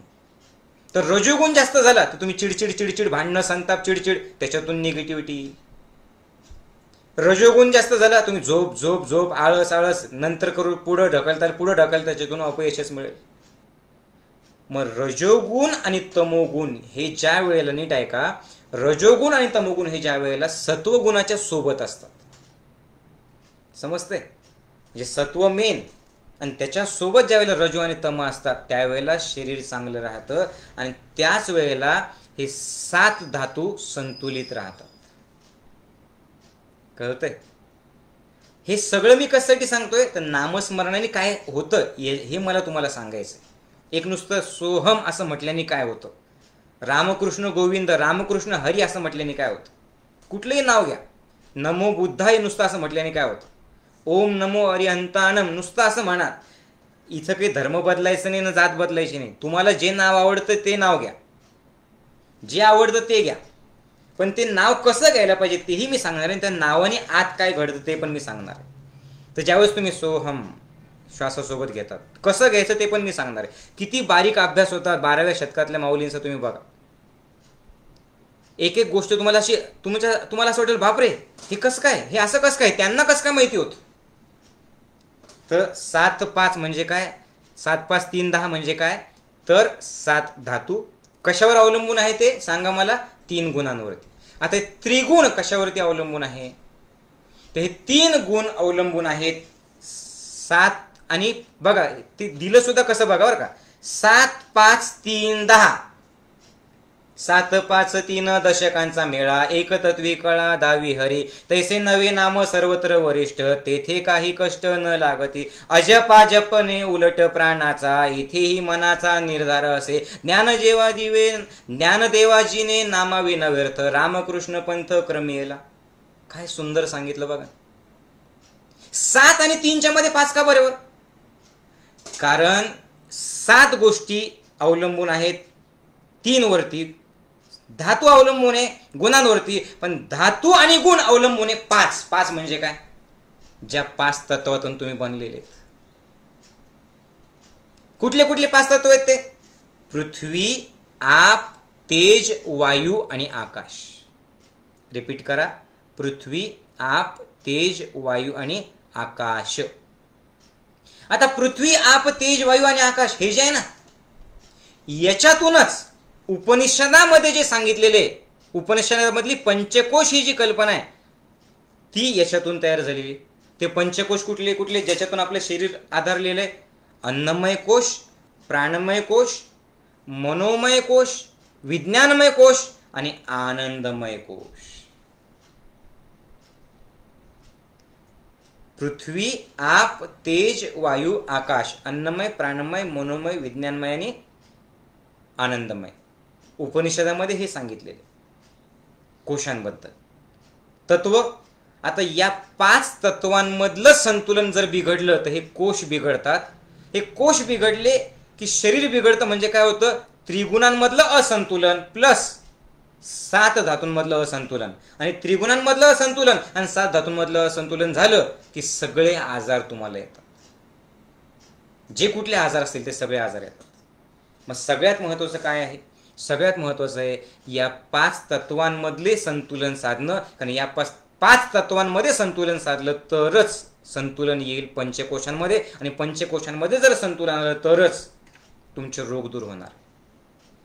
जर पंचकोशांमध्ये संतुलन आलं 7-5-3-10 तरच त्या 10 गोष्टी ठीक होणार आहे. कुठल्या 10 गोष्टी आहेत मी सांगतो, ऐका फक्त. पृथ्वी तत्व, ज्याच्यातून हे दिसणारं शरीर तयार झालेलं. या 5 तत्वांना ठीक करण्यासाठी आपल्याला देवाने 5 बोट दिलेले आहेत. काय आहे ते बोट, हे इतकं सुंदर शरीर या निसर्गाने निर्माण केलं ना, आपण फक्त त्याच्या सोबत राहत नाही म्हणून आपल्याला ते माहिती नाही. हे जे 5 बोट आहेत ना, हे काय आहे ते 5 बोट, या 5 बोट म्हणजे एक एक बटन आहेत. 5 बोट या 5 तत्वांचे एक एक बटन आहेत. अंगठ्यामध्ये आहे, लक्षपूर्वक ऐका, अग्नी तत्व, तर्जनीमध्ये वायू तत्व, मधल्या बोटामध्ये आहे आकाश तत्व, अनामिकेमध्ये आहे पृथ्वी तत्व आणि करंगळीमध्ये आहे जल तत्व. आणि या 5 बोटांचे 5 बटणं, याच्यातून आपल्या भारतात योगात प्रवीण असणाऱ्या ऋषीमुनी लोकांनी मुद्रा तयार केल्या होत्या बघा, वेगवेगळ्या मुद्रा. कळतंय का तुम्हाला? तुम्ही बघा, नॅचरली कोणी शिकवलेलं नाही बरं का तुम्हाला, पण जर तुम्हाला छान वाटलं तुम्ही बोलत नसताल, तुम्हाला जर कोणी विचारलं, ए तुला कसं वाटतं, तुम्ही काय करता? छान. बरोबर, छान. म्हणजे नेमकं काय? हे असंच छान का बरं? असं म्हणा ना, मला खूप छान वाटतं, छान, असं का बरं नाही म्हणत? हे नॅचरली येतं. तर ही जी मुद्रा आहे ना, कोणत्याही जाती धर्मात, कुठल्याही जाती धर्मातले ऋषीमुनी लोक जर तुम्ही बघितले, ध्यान करणारे मंडळी बघितले, तर ही अशीच मुद्रा का बरं करतात? कारण याच्यात दोन तत्व एकमेकांना जोडले गेले आणि त्या दोन तत्व जोडल्या गेल्यामुळे त्याचं संतुलन झालं. वायू तत्व आणि अग्नी तत्व एकमेकांना जोडलेले. या मुद्रेला 3 नाव आहेत. चिन मुद्रा म्हणतात, ध्यान मुद्रा म्हणतात किंवा ज्ञान मुद्रा म्हणतात. नाव वेगवेगळे आहेत, पण एरवी सुद्धा तुम्ही करून बघा. जर तुम्हाला कोणाचं प्रवचन ऐकायचं असेल, लेक्चर ऐकायचं असेल, तर हाताची ज्ञान मुद्रा करायची, पाठीचा कणा ताट ठेवायचा आणि असं बसायचं. नेहमीपेक्षा जास्त मन एकाग्र होतं. आत्ता देखील करून बघू शकता तुम्ही. विद्यार्थ्यांकरता ही मुद्रा खूप महत्वाची. पाठीचा कणा ताट ठेवून हे असं बसायचं. का बरं? वायू तत्व आणि अग्नि तत्व जोडल्या गेलं ना, मन एकाग्र होतं. म्हणून जाप करतायत असं. गौतम बुद्धांची मुद्रा ही अशी, सगळ्या ऋषीमुनी लोकांची ही अशी. का बरं? अशा वेगवेगळ्या मुद्रा आहेत. त्यावर त्या त्या तत्वांना संतुलित करण्यासाठी, आणि त्याच्यासाठीच मुद्रा प्राणायाम. आपण ज्ञानयोगात जे प्राणायाम शिकतो, ज्ञानयोगात ज्या मुद्रा आपण शिकलेल्या आहेत, सतमुद्रा, सत्यमुद्रा, शिवलिंगी मुद्रा, पद्ममुद्रा, पूर्ण मुद्रा, या सगळ्या मुद्रांची 7-7 सायकल करणं त्याच्यासाठीच आवश्यक आहे की या 5 तत्वांचं संतुलन होतं. आणि 5 तत्वांचं संतुलन झालं तर पंचकोश शुद्ध होतात. अन्नमय कोशाची शुद्धी झाली की शरीर ठीक होतं. प्राणमय कोशाची शुद्धी प्राणायामातून जर झाली तर एनर्जेटिक तुम्ही राहता. मनोमय कोशाची शुद्धी झाली तर मनातली भीती निघून जाते. विज्ञानमय कोशाची शुद्धी झाली तर अवेअर तुम्ही होता, जागृत राहतात तुम्ही, जाणीव तुम्हाला होते. आणि आनंदमय कोशात जर तुम्ही गेले तर विनाकारण, कारणाशिवाय लहान बाळासारखं तुम्ही आनंदी असता. अन्नमय कोशाची शुद्धी कशी करायची? आहार योग्य ठेवून. प्राणमय कोशाची शुद्धी प्राणायामातून. मनोमय कोशाची शुद्धी चांगले विचार घेऊन. विज्ञानमय कोशाची शुद्धी सत्संग ऐकून. आणि आनंदमय कोश वनातलं साधना शिबिर, स्वतःला विसरण, नामस्मरण, भजन म्हणा, कुठलंही भजन म्हणा. आणि कधी म्हणायचं? कधी म्हणायचं भजन? कधी म्हणायचं नामस्मरण? कधी करायचं? अजपा जपने उलट प्राणाचा, येथेही मनाचा निर्धार असे. असंच टाइमपास म्हणून सोम्या गोम्याचं काम नाहीये. येथेही मनाचा निर्धार असे. याच्यासाठी निर्धार पाहिजे. पण तो जाप कसा पाहिजे? अजपा जाप. म्हणजे त्यासाठी वेगळं काही करायचे कामधंदे सोडून हिमालयात जाऊ नका बरं का, लक्षपूर्वक आहे का? हे सगळं माऊलीने अगोदर सांगितलेलं आहे. कामधंदे सोडून जायची गरज नाही. मग ताई स्वयंपाक करा, तुम्ही स्वयंपाक करताय, चालू ठेवा, ओम नमो भगवते वासुदेवाय, टाकली फोडणे, ओम नमो भगवते. तुम्ही फिरायला गेले, माणसं फिरायला गेले, रिकाम चोटते फालतू गाणे धंदे लावा. मी ते आता गोगाबाबाच्या टेकडीवरती किंवा इकडच्या टेकडीवरती जातो, तरुण पोरं, अरे निसर्ग एवढा सुंदर आहे, त्या निसर्गाचा आवाज, वाऱ्याचा आवाज, पक्ष्यांचा आवाज, मोराचा आवाज दिला सोडून, आणि त्यांचे हनीसिंगचे ढाण ढाण ढाण ढाण ढाण ढाण गाणे. कावर? त्यांच्यात ती पात्रताच नाहीये निसर्गाचा आवाज ऐकायची, कारण लहानपणापासून त्यांना कधी असं शिक्षणच दिलेलं नाही. याच्यानंतर ज्यावेळेला फिरायला जाताल ना, तर अजपा जाप तिथं चालू ठेवा. अजपा जपने उलट प्राणाचा. मग श्वास चालू आहे, श्वासासोबत तुम्ही डोंगर चढताय, मनात सुरू आहे, सोहम सोहम सोहम सोहम सोहम सोहम, मनात मध्ये सुरू आहे. आणि इकडे श्वास सुरू आहे, श्वास घेताना सो, इकडे हम. आणि कुणी सांगितलंय सोहम? मी सांगितलं. हे या शतकातलं नाहीये, हे वेदांच्या काळापासून सोहम सुरू आहे. हे असं नाही की माझं आहे, माझं सोहम, हे सगळ्यांचं आहे सोहम. अरे जनाबाई 1258 मध्ये जन्माला आलेल्या, तर जनाबाईंनी सांगितलेलं आहे. त्यास जनाबाई सांगतात 12व्या शतकात, सोहम शब्दाचा मारा केला, आत विठ्ठल हृदयी कोंडीला. जनी म्हणे बा विठ्ठला, जीवेन सोडी मी तुला. 12व्या शतकातल्या सांगितलेले, 12व्या शतकातल्या जनाबाईंनी. समजताय का? हे कुठल्या धर्माचं, पंथाचं, संस्थेचं, मालकीचं नाहीये. 12व्या शतकातल्या जनाबाईंनी ज्ञानयोगाचं शिबिर केलेलं होतं. अरे त्यांच्यातून ज्ञानयोग आलेला आहे. तुम्ही ऐकलं असेल, जनी जाय पाणी अशी मागे धावी ऋषिकेशी. जनाबाई पाणी आणायला जाते आणि ऋषिकेश कृष्ण मागे लागतो की मी तुझं पाणी भरतो, मी तुझं पाणी भरतो. इतक्या कृष्णाशी एकरूप झालेल्या जनाबाई काय सांगतात, सोहम शब्दाचा मारा केला, आत हृदयी विठ्ठल कोंडीला.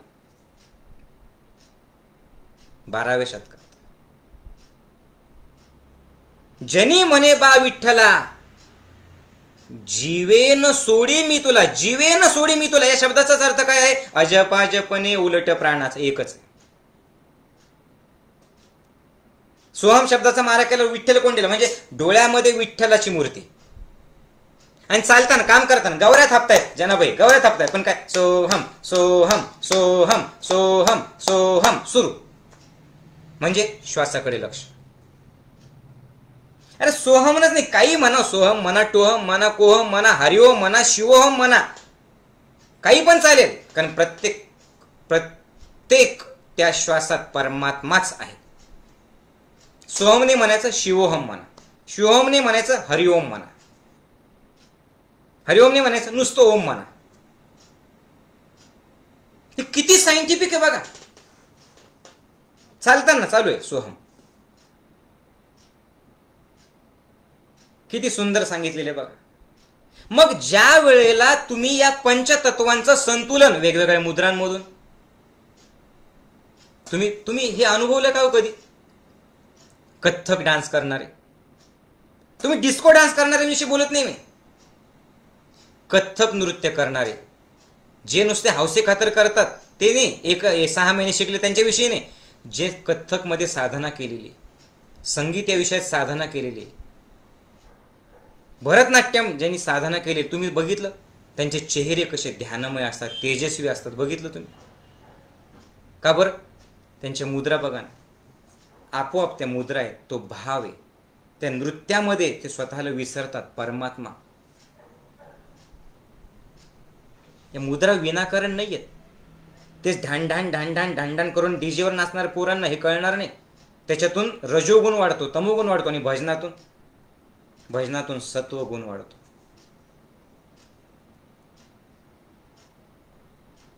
मग ज्या वेळेला नीट आहे का, पहिल्या 3 गोष्टींची शुद्धता होईल. खूप इंटरेस्टिंग बरं. कुठल्या 7, 5, 3. ज्या वेळेला 7 म्हणजे सप्तधातू, कशावर अवलंबून आहे? 3 गुण म्हणजे सत्व रजतम. ध्यान केल्याच्या नंतर त्रिगुणमुक्त अवस्था येते, 3 गुणांच्या पलीकडे जातात. पण हे अवलंबून कशावरती आहे?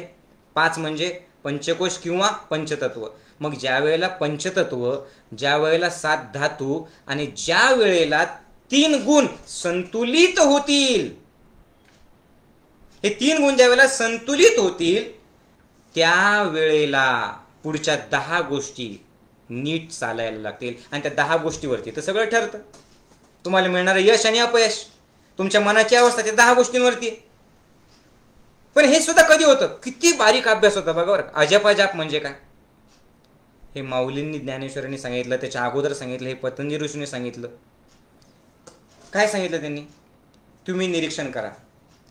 माणसाचा श्वासाचा वेग, माणसाचा श्वासाचा वेग हा 1 मिनिटाला 12 ते 15 आहे. आता सध्याला एवढा कमी तो राहिलेला नाहीये, कारण भीती वाटली की श्वास वाढतो, चुकीचं अन्न खाल्लं की श्वास वाढतो, टेन्शन घेतलं की श्वास वाढतो, लोळत राहिलं की श्वास गडबड होते. शांत समाधानी असताना तर नॉर्मली तुम्ही नंतर करून बघा, घड्याळ लावून करून बघा, 1 मिनिटाला अंदाजे 12 ते 15 वेळा श्वास निरोगी माणूस घेतो. तुम्ही अनेक संतांनी एक अंक सांगितलेला आहे, 21,600. आता मी विचार करत होतो की 21,600 असं का सांगितलं असेल? अजपा जप म्हणजे 21,600 म्हणजे नेमकं काय? तर गंमत बघा, अजपा जाप दिवसातून 21,600 वेळेला व्हायला पाहिजे असं सांगितलेलं आहे. तर मी विचार करायला लागलो की 21,600, 21,600 अजपा जाप याचा काय संबंध असेल? आणि मी घड्याळ लावून मोजलं. तर ज्यावेळेला घड्याळ लावून मोजलं त्यावेळेस माझ्या लक्षात आलं की श्वास 1 मिनिटात 15 वेळेला होतो. आता गंमत बघा बरं का, 1 मिनिटात 15 वेळेला आपला श्वास सुरू असतो, श्वासोश्वास. 1 तासात किती होईल? 15 गुणिले 60, बरोबर आहे. 1 तास 60 मिनिटाचा असतो ना. मग एका मिनिटात 15 म्हणजे काय करायचं, 15 गुणिले 60, आणि दिवसात तास किती असतात, 24. मग 15 गुणिले 60 गुणिले 24 करा लगेच, करा करा लगेच करा. 15 गुणिले 60 गुणिले 24, बरं सांगा किती होतात, 21,600. काय डोकं असेल या लोकांचं, किती अद्भुत लोक असतील हे एकदा विचार करा. हा अर्थ आहे अजपा जप आणि उलट प्राणाचा. याचा अर्थ काय सांगितलं, तुमचे सगळे काम करताना इतकं जागरूक राहा, इतकं जागरूक राहा की तुमच्या नकळतपणे हरी ओम सोहम शिवोहम जे काही तुम्ही असताल ना, रामकृष्ण गोविंद जे काही असताल ना, प्रत्येक श्वासासोबत मंत्र चालू ठेवायचा, प्रत्येक श्वासासोबत मंत्र चालू ठेवायचा. याची सुरुवातीला प्रॅक्टिस करावी लागते, आणि जशी जशी प्रॅक्टिस केली ना ते आपोआप घडायला लागतं. प्रत्येक श्वास सोहम, प्रत्येक श्वास सोहम. आता तुम्ही मला सांगा, आता तुम्ही मला हे सांगा की ज्या वेळेला, किती इंटरेस्टिंग, मला सांगतानाच एवढा आनंद होतो ना, ज्या वेळेला 21,600 वेळेला मंत्रजाप आपोआप सुरू होईल, मनाचा गुणधर्म काय, हॅलो, मन ज्याच्याकडे तुमचं लक्ष आहे त्याचं रूप धारण करतं. 21,600 वेळेला सोहम सोहम सोहम सोहम, हरिओम हरिओम हरिओम हरिओम, किंवा रामकृष्ण हरी रामकृष्ण हरी रामकृष्ण हरी रामकृष्ण हरी रामकृष्ण हरी. आणि किती सोपं आहे, माऊली काय सांगतात, ते नाम सोपे रे रामकृष्ण गोविंद, वाचेशी सहृद जपे. पण ते कसं सहृद आहे, गप्पा नाही. रोग दूर करायचे म्हणून जे नाम घेतील ना, फिर नाही जमेगा. खूप सोपं आहे, अवघडात जाऊ नका. हात जोडून विनंती माझी, त्या दवाखान्यात मरू नका. हा सोपा उपाय ना, आपण प्रॅक्टिकली करून बघणार आहे. आपण किती अभ्यास होता त्यांचा बघा. तर ज्या वेळेला मन कंटिन्यू नामस्मरण करेल, नामस्मरण करेल, सोहम सोहम सोहम सोहम, भीती येऊ शकेल. मला तुम्ही सांगा, चला टाईप करून सांगा, भीती येईल? भीतीला जागा कुठे हो? अहो भीतीला जागा कुठे राहिली यायला का बरं? 21,600 वेळेला श्वास घेत आहेत आणि 21,600 वेळेला काय आहे, काय आहे तुमच्या तोंडातून, काय बोलतंय, काय काय येतंय तुमच्या तोंडातून, बोला, नामस्मरण येतं. मग भीती वाटते, भीती वाटते, रोग वाटते, रोग वाटते. हे जर आलंच नाही थोबाडातून, कशाला थोबाड वाकडं होऊन पॅरालिसिस होईल? हे करत नाही ना, म्हणून रोग आहे. आणि ज्या वेळेला 7, 5 आणि 3 हे ज्या वेळेला एकत्र येतील त्यावेळेला पुढच्या 10 गोष्टी संतुलित होतात. आणि या 10 गोष्टी संतुलित झाल्या की जीवन बदललं. ते 10 कोणत्या आहेत? त्या 10 मधल्या ज्या 5 आहेत ते आहेत ज्ञानेंद्रिय आणि 5 कर्मेंद्रिय. कळालं? 5 ज्ञानेंद्रिय आणि 5 कर्मेंद्रिय. आता ज्ञानेंद्रिय आणि कर्मेंद्रिय म्हणजे काय, हे सुद्धा खूप इंटरेस्टिंग आहे बरं का, लक्षपूर्वक आहे का. म्हणजे नेमकं काय आहे ज्ञानेंद्रिय आणि कर्मेंद्रिय म्हणजे? तर 5 ज्ञानेंद्रिय कुठले कुठले आहेत ते? कान, नाक, डोळे, त्वचा आणि जीभ. लक्षात ठेवा, कान, नाक, डोळे, त्वचा आणि जीभ हे 5 ज्ञानेंद्रिय. त्यांचं काय काम आहे हे सुद्धा मी सांगणार आहे. नामस्मरणातून काय होतं ते पण मी सांगतो. आणि त्याच्यानंतर जे कर्मेंद्रिय ते कोणते? वाणी, हात, पाय, गुद आणि उपस्थ. उपस्थ, वाणी, हात, पाय, गुद आणि उपस्थ. वाणी म्हणजे बोलणं, हात पाय काम करणं, गुद म्हणजे ज्याचं वेस्टेज मटेरियल बाहेर काढून टाकणं, आणि उपस्थ म्हणजे ज्याच्यातून आपल्याला लेकर होतात, प्रजनन क्षमता. आता बघा, ज्ञानेंद्रिय आणि कर्मेंद्रियातला फरक लक्षात घ्या. ज्ञानेंद्रिय आणि कर्मेंद्रियाचा काय फरक आहे? ज्ञानेंद्रिय म्हणजे बाहेरून जे, बघा मी काय सांगतोय ऐका बरं का, हे या सगळ्यांमधलं जास्त इंटरेस्टिंग आहे बरं का. आता बघा, सत्व आणि रज हे ज्या वेळेला जे वेगवेगळे षडदर्शन आहेत, त्यातल्या षडदर्शनांमधलं सांख्य नावाचं जे दर्शन आहे, त्या षडदर्शनाचा आपण एक वेगळा क्लास घेऊ. म्हणजे नेमकं काय आहे, उत्तरमीमांसा, पूर्वमीमांसा, योग, हे जे आहे षडदर्शन, ते मी नंतर सांगेल तुम्हाला. त्यातलं जे सांख्य दर्शन आहे, त्या सांख्य दर्शनात असं सांगितलेलं आहे की सत्व आणि रज हे ज्या वेळेला एकत्र येतात त्यावेळेला ज्ञानेंद्रिय आणि कर्मेंद्रिय हे एकत्र येतात, हे तयार होतात. एकत्र येतात म्हणजे तयार होतात. आता ज्ञानेंद्रियांचं काम काय आहे? ज्ञानेंद्रियांचं काम आहे बाहेरून गोळा करून आतमध्ये टाकणं. हा पॉईंट सगळ्यात इंटरेस्टिंग आहे बरं का. हे तुम्ही कधीच माहिती नसेल, कोणी सांगितलेलं नसेल तुम्हाला. ज्ञानेंद्रियांचं काम काय आहे? बाहेरून गोळा करून आतमध्ये टाकणं. आणि कर्मेंद्रियांचं काम आहे जे आतमध्ये टाकलं ते बाहेर टाकणं कृतीच्या रूपात. पण 5 ज्ञानेंद्रिय आणि 5 कर्मेंद्रिय याच्यातून आतमध्ये काय घ्यायचं आणि बाहेर काय टाकायचं याच्यावर, या फॅक्टरीवर कंट्रोल करणारा एक मालक आहे, त्याला म्हणतात अंतःकरण किंवा मन. म्हणून मन हे उभयान्वयी आहे इंद्रिय, त्याला 11वं इंद्रिय असं सुद्धा म्हटलं. ज्ञानेंद्रिय आणि कर्मेंद्रिय दोघांवरती ते काय करतं? कंट्रोल ठेवतं. हे खूप महत्वाचं आहे, इकडे लक्षात घ्या. ज्ञानेंद्रिय काय करतं? बघा आता सोप्या शब्दात सांगतो. शरीर म्हणजे एक फॅक्टरी आहे, तुम्ही म्हणजे एक फॅक्टरी आहे. या फॅक्टरीत, शरीराच्या कारखान्यात 3 गोष्टी कंटिन्यू होत असतात. कुठल्या कुठल्या? बघा बरं का. ज्ञानेंद्रियांकडनं कच्चा माल घेणं. कारखान्याचे काय काम आहे? कच्चा माल घ्यायचा आणि त्याच्यातून माल तयार करून विकणं, हेच आहे ना, बरोबर आहे. मग ज्ञानेंद्रिय काय करतात? कच्चा माल घेतात. अंतःकरण मन, तो फॅक्टरीचा मालक काय करतो? त्या कच्च्या मालावरती R&D करतो, रिसर्च अँड डेव्हलपमेंट करतो. 3 गोष्टी करतो: research, development and production. R&D and P. कोण करतं R&D अँड P? आर म्हणजे काय? रिसर्च करतं. बाहेरून जे आतमध्ये घेतलं, कच्चा माल जो आतमध्ये घेतला, रिसर्च करेल. त्याच्यानंतर काय करेल? रिसर्च अँड डेव्हलपमेंट करेल. आणि पी म्हणजे त्याचं प्रोडक्शन करेल. आणि हे R&D अँड P याचं डिस्ट्रीब्युशन करतात कर्मेंद्रिय. हॅलो, इंटरेस्ट आहे की नाही सगळ्यांना? याचं डिस्ट्रीब्युशन करतात कर्मेंद्रिय. समजतंय? म्हणजे कच्चा माल आणणं, त्याच्यावर प्रोसेसिंग करणं आणि डिस्ट्रीब्युशन करणं, हे 3 गोष्टी शरीरात घडतात. कच्चा माल कोण आणतं? ज्ञानेंद्रिय. कोणते कोणते ज्ञानेंद्रिय? कान, नाक, डोळे, त्वचा आणि जीभ.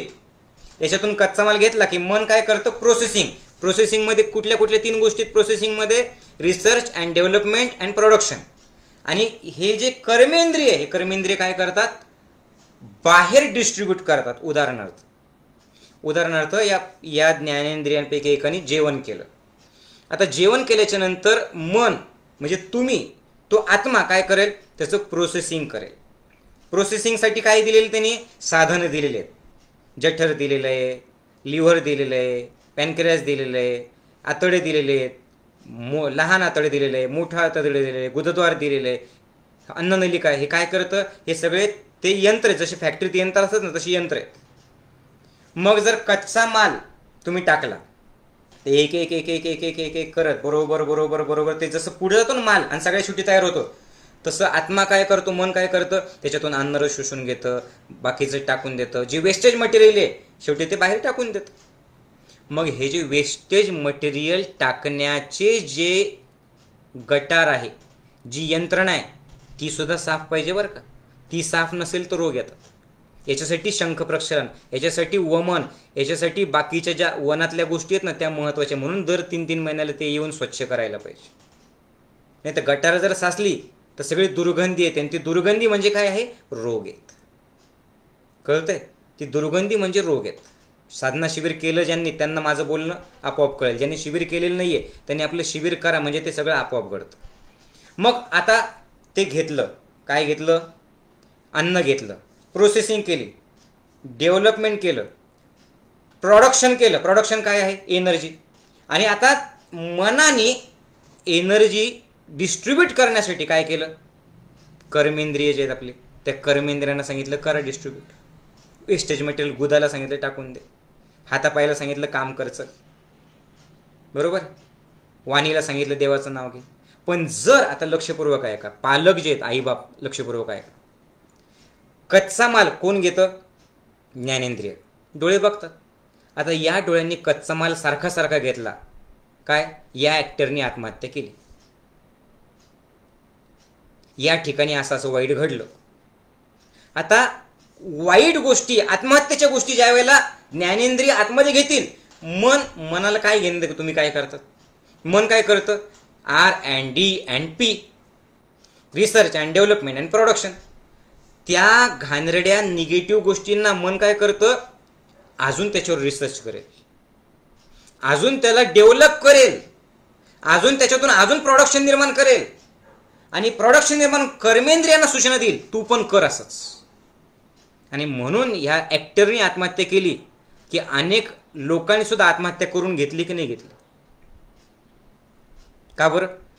ज्ञानेंद्रियांनी तेच घेतलं ना. मग या ज्ञानेंद्रियांनी ही फालतू घाण घेण्याच्या ऐवजी जर चांगलं नामस्मरण घेतलं, योग्य सकारात्मक आहार घेतला, ज्ञानेंद्रियांनी चांगल्या वातावरणात राहिले, निसर्गाच्या सानिध्यात गेले, तर R&D&P, research and development and production चांगलंच होईल. आणि कर्मेंद्रियांना ज्या सूचना येतील त्या सूचना कशा येतील, पॉझिटिव्ह येतील. बरोबर? भजन केलं, कर्मेंद्रियांना सूचना कुठली येईल, टाळ्या वाजव.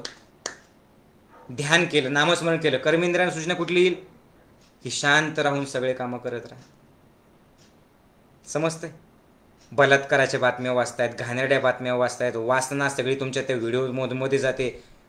रिसर्च अँड डेव्हलपमेंट प्रोडक्शन झालं, आणि मग हे जे रेप होत आहेत ना, हे त्याच्यामुळे होतात. का बरं? तीच घाण बघतात, कर्मेंद्रिय तेच करतात. आणि म्हणून या सगळ्या 25 गोष्टी ज्या आहेत याच्यावर कंट्रोल ठेवण्यासाठी काय सांगितलं, नामस्मरण हा एकच उपाय आहे. आता कळाले हे एक शब्द, एक ओळ, 7 5 3 दशकांचा मेळा, एक तत्वी कळा दावी हरी. एक तत्वी कळ, कळ म्हणजे बटन, ते एकच बटन दाब, कुठलं, सोहम. एकच बटन दाब, कुठलं, राम. एकच बटन दाब, रामकृष्ण गोविंद, रामकृष्ण हरी, रामकृष्ण हरी, रामकृष्ण हरी, रामकृष्ण हरी. मी नाही म्हणत तुमच्या देवाला, ठीक आहे, नमो बुद्धाय, नमो बुद्धाय, नमो बुद्धाय, बुद्धम शरणम गच्छामि. मी नाही म्हणत गौतम बुद्धांना, ठीक आहे, तू कोणाला मानतो, अल्लाला मानतो, त्याचं नाव घे, ठीक आहे, ते सोड. तू महावीरांना मान, तुला ज्याला मानायचं त्याला मान. पण ही बाहेरची घाण आहे, जे अजपा जाप 21,600 वेळा. मग आपण करून बघायचं प्रॅक्टिकल, की जर तुम्ही हा जाप केला, जर तुम्ही हे केलं तर कसं तुमचे रोग दूर होतात. आपण प्रॅक्टिकल करून बघायचं. ध्यान छोटंसं, तयार सगळे, अतिशय सुंदर असं ध्यान. ओके, मग आता काय करायचं, आपण एक छोटंसं भजन गाता गाता मग नंतर मी तुम्हाला सोहमचं ध्यान करून घेणार आहे. तुम्ही तयार आहात सगळेजण? यस. हे कळालं? 7 5 3 आणि 10 याच्यातून जे शरीर तयार झालेलं आहे. नामस्मरण जर केलं तर नामस्मरण केल्याच्या नंतर भीती राहत नाही, कारण या सगळ्या गोष्टी शुद्ध होतात. कारण एक तर नाव तरी तुमच्यामध्ये राहील, नाहीतर भीती तरी राहील. भीतीला लक्ष दिलं तर नाव नसेल, नावाकडे लक्ष दिलं तर भीती जाईल. नामस्मरण केलं तर रोग जातील, नामस्मरण केलं तर शरीर चांगलं राहील. का बरं? ज्ञानेंद्रिय, कर्मेंद्रिय, R&D&P हा सत्संग पुन्हा पुन्हा आहे का, डबल आहे का, तेव्हा तुमच्या याच्यातले बारकावे लक्षात येईल. आणि ॲक्च्युली वेळेची मर्यादा असल्यामुळे ऑलरेडी आपले 2-2 तास सत्संग चालतात. तर वेळेची मर्यादा असल्यामुळे ना आपल्याला इथं कमीत कमी शब्दात मला हे सांगावं लागलं. तर भीतीतून, तणावातून, रोगातून मुक्त होण्याचा उपाय कुठला आहे? अजपा जपणे उलट प्राणाचा. तेथेही मनाचा निर्धार पाहिजे मनाचा. म्हणून आजपासून ठरवा, तुम्ही अलाराम लावून घ्या वाटल्यास 1-1 तासाचा, मध्ये चेक करत राहायचं, मी नाव घेतोय का. आणि कुठलं नाव घ्यायचं माऊली? कोणतंही घे, नावच घेतलं पाहिजे असं आहे का? नाही, भजन म्हण. कधी म्हणायचे? काम करताना म्हणा, झोपताना मोबाईल बघण्याच्या ऐवजी भजन म्हणा, नामस्मरण करा. आणि सगळ्यात सोपा मंत्र कुठला आहे? जनाबाईंनी सांगितलं, सोहम शब्दाचा मारा केला आत विठ्ठल कोंडीला. जनी म्हणे बा विठ्ठला, जीवेन सोडी मी तुला, शेवटच्या मरेपर्यंत मी तुला सोडणार. आणि ॲक्च्युली मरताना जर ते श्वासाकडे लक्ष असेल तर काय होतं ते इतका इंटरेस्टिंग भाग आहे ना, की नेमकं काय होतं, मृत्यूची भीती कशी राहत नाही.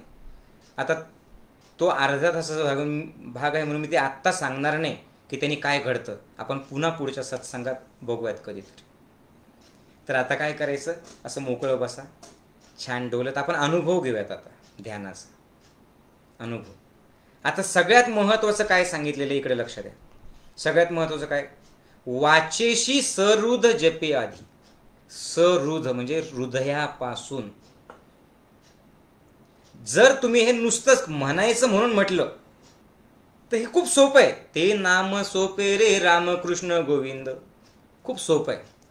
राम घ्या, कृष्ण घ्या, गोविंद घ्या, पण ते कधी परिणाम करतात, मला रोग दूर करायचे म्हणून नाही, कधी परिणाम करतील, हृदय. बस 2 मिनिटाचं 5 मिनिटाचं भजन, जसं मी डोलतो ना असं तुम्ही सुद्धा डोलायचं, जसं मी बोलतो ना तसा भाव सुद्धा मनात ठेवायचा, आणि तो भाव मनात ठेवून मग माझ्यासोबत तुम्ही माझ्या पाठीमागे भजन बोलायचं. तयार सगळेजण भजन बोलायला? यस, ठीक आहे. मग आता डोला, डोलत डोलत म्हणायचं. मी डफली घेऊन नाही म्हणणार, आपल्याला डोलत हात असे वरती ठेवून भजन म्हणायचं. ओके, चलो आपण भजन म्हणूया. मन में गोविंद गोविंद गाते चलो, माझ्या पाठीमागे बोला. मन में गोविंद गोविंद गाते चलो, मन में गोविंद गोविंद गाते चलो, मन में गोविंद गोविंद गाते चलो, मन में गोविंद गोविंद गाते चलो, मन में गोविंद गोविंद गाते चलो. अशी ऍक्शन पण करायची बरं का. लोग कहते हैं भगवान सोते नहीं, बोला असंच. लोग कहते हैं भगवान सोते नहीं, यशोदा की तरह तुम सुलाते नहीं, यशोदा की तरह तुम सुलाते नहीं, मन में गोविंद गोविंद गाते चलो, बोला. मन में गोविंद गोविंद गाते चलो, लोग कहते हैं भगवान खाते नहीं. असं लहान बाळ व्हा ना, जरा लहान बाळासारखं करा ना. नुसतं बघता काय, नुसतं बोला. असं चेहरा बघा माझा कसा आहे, फील करा ते. आणा रामाचा चेहरा डोळ्यासमोर. लोग कहते हैं भगवान खाते नहीं, लोग कहते हैं भगवान खाते नहीं, लोग कहते हैं भगवान खाते नहीं, शबरी की तरह तुम खिलाते नहीं. शबरीची उष्टी बोर सुद्धा का खाल्ली? कारण भाव होता, भाव. शबरी की तरह तुम खिलाते नहीं, सोबत. मन में गोविंद गोविंद गाते चलो, मन में गोविंद गोविंद गाते चलो, लोग कहते हैं भगवान गाते नहीं, लोग कहते हैं भगवान गाते नहीं, लोग कहते हैं भगवान गाते नहीं, मीरा जी की तरह तुम गवाते नहीं, मीरा जी की तरह तुम गवाते नहीं, मन में गोविंद गोविंद गाते चलो, मन में गोविंद गोविंद गाते चलो, लोग कहते हैं भगवान नाचते नहीं. करा सो. लोग कहते हैं भगवान नाचते नहीं, गोपियों की तरह तुम नचाते नहीं, गोपियों की तरह तुम नचाते नहीं, मन में गोविंद गोविंद गाते चलो. शेवटची ओळ. लोग कहते हैं भगवान देते नहीं. ज्यांना असं वाटतं ना की देव मला देतच नाही, ऐका. लोग कहते हैं भगवान देते नहीं, लोग कहते हैं भगवान देते नहीं, सुदामा की तरह तुम मिलते नहीं, काहीच नव्हतं सुदामाकडे, पोहे आणले होते. पण कृष्णाने कडकडून मिठी मारली त्याला. का? कारण प्रेम होतं. घरात तुमच्या शेजारी जे कोणी बसलं असेल ना, घ्या त्याला आनंदाने जवळ आणि बोला, सुदामा की तरह तुम मिलते नहीं. माझ्यासोबत, मन में गोविंद गोविंद गाते चलो, मन में गोविंद गोविंद गाते चलो, मन में गोविंद गोविंद गाते चलो, मन में गोविंद गोविंद गोविंद गोविंद गाते चलो, मन में गोविंद गोविंद गाते चलो. आता मला सांगा, ज्यांनी हे भजन माझ्यासोबत इतक्या भावपूर्ण अवस्थेत म्हटलं, तुमच्या मनात एक तरी भीतीचा, रोगाचा, तणावाचा विचार आला? हॅलो, सांगा, आला? नाही आला. आणि म्हणून चैतन्यवनात आल्याच्या नंतर गोळ्यांशिवाय लोक जगतात का बरं? भाव शुद्ध होतो. मग असंच आता शांत बसा, स्थिर बसा, शांत बसा. आपण 5 मिनिट सोहमचा जाप करूयात. हाताची अशी ज्ञानमुद्रा, पाठताठ, नजर समोर, डोळे बंद, शरीर स्थिर, मन शांत आणि स्थिर ठेवा. श्वास आत येत असताना सो असं मनातल्या मनात बोलायचं, तोंड न उघडता. आणि श्वास बाहेर जाताना हम असं मनातल्या मनात बोलायचं. खरं तर बोलण्याचीही गरज नाही. तुम्ही शांत झालात की श्वास घेताना जो आवाज येतो ना, तो सो असाच येतो, आणि सोडताना जो आवाज येतो ना, तो हम असाच येतो. प्रयोगच करूयात ना आपण. हातच्या कंगनाला आरसा कशाला? करूयात. माऊली जे बोलतात तसं खरं आहे की नाही? जनाबाईंनी जे सांगितलं ते खरं आहे की नाही बघूयात. डोळे बंद, डोळे बंदच ठेवा, डोळे बंद. श्वास येतोय जातोय. शरीर स्थिर ठेवणं आवश्यक आहे. शरीर स्थिर पाहिजे. श्वास येतोय जातोय, येतोय जातोय. आता मी सांगेल तेव्हाच डोळे उघडायचे तुम्ही. श्वास घेताना मनातल्या मनात सो, आणि सोडताना हम. चालू ठेवा मनातल्या मनात सो हम. प्रत्येक श्वास जागरूकतेत बघा. अजपा जाप उलट प्राणाचा, तेथेही मनाचा निर्धार असे. ज्ञानदेवा जिने नामाविन व्यर्थ, रामकृष्ण पंथ क्रमी येला. प्रत्येक श्वास सो हम, सो हम, सो हम, सो हम. चालू ठेवा सो हम. मुद्दामून श्वास घेऊ नका जोरात. कुठे फिरायचं नाही, कुठे जायचं नाही. तुमच्या प्रत्येक श्वासासोबत जागरूकतेने राहा. अवेअरनेस महत्वाचा आहे. जागरूकता महत्वाची आहे. येणाऱ्या आजूबाजूच्या आवाजांकडे दुर्लक्ष करा, त्याला प्रतिक्रिया देऊ नका.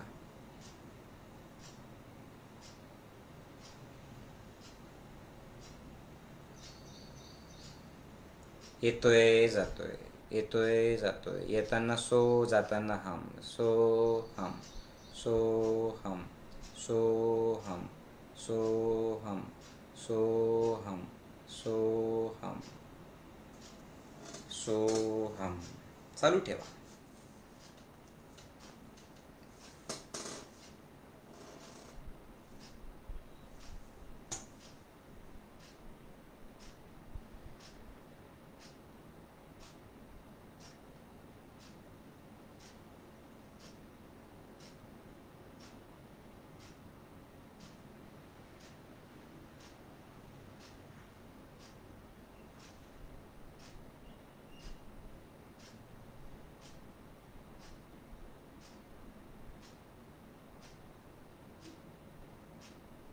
एक दीर्घ श्वास घ्या आणि डोळे उघडा. दीर्घ श्वास घ्या, डोळे उघडा. मी काय सांगतो ऐका आता. खूप साधकांना डोळे उघडावेसे वाटत नसतील, मला गॅरंटी आहे, कारण आपण 2-3च मिनिट केलं. पण हे फेसबुकवरती असल्यामुळे, लाईव्ह असल्यामुळे, लाईव्ह सत्संग असल्यामुळे मी तुम्हाला फक्त सांगितलं काय करायचं. तुम्ही आता काय करायचं, जेव्हा जेव्हा तुम्हाला वेळ मिळेल, फक्त जेवल्या जेवल्या मुद्दामून असं नाही बसायचं. जेवल्या जेवल्या स्वयं काम करताना चालू ठेवायचं, पण दिवसातून निदान 3 वेळेला 15 मिनिटाकरता एका ठिकाणी शांत बसायचं आणि हा प्रयोग करायचा. काय, डोळे बंद, सोहम सोहम चालू ठेवायचं. सोहम, शरीर मात्र स्थिर पाहिजे आणि लक्ष कशाकडे पाहिजे, बोलत राहा, श्वासाकडे. सोहम शब्दाच्या सोबत होतं तर विचार होते, नकारात्मकता होती, निगेटिव्हिटी होती, भीती होती, रोग होते.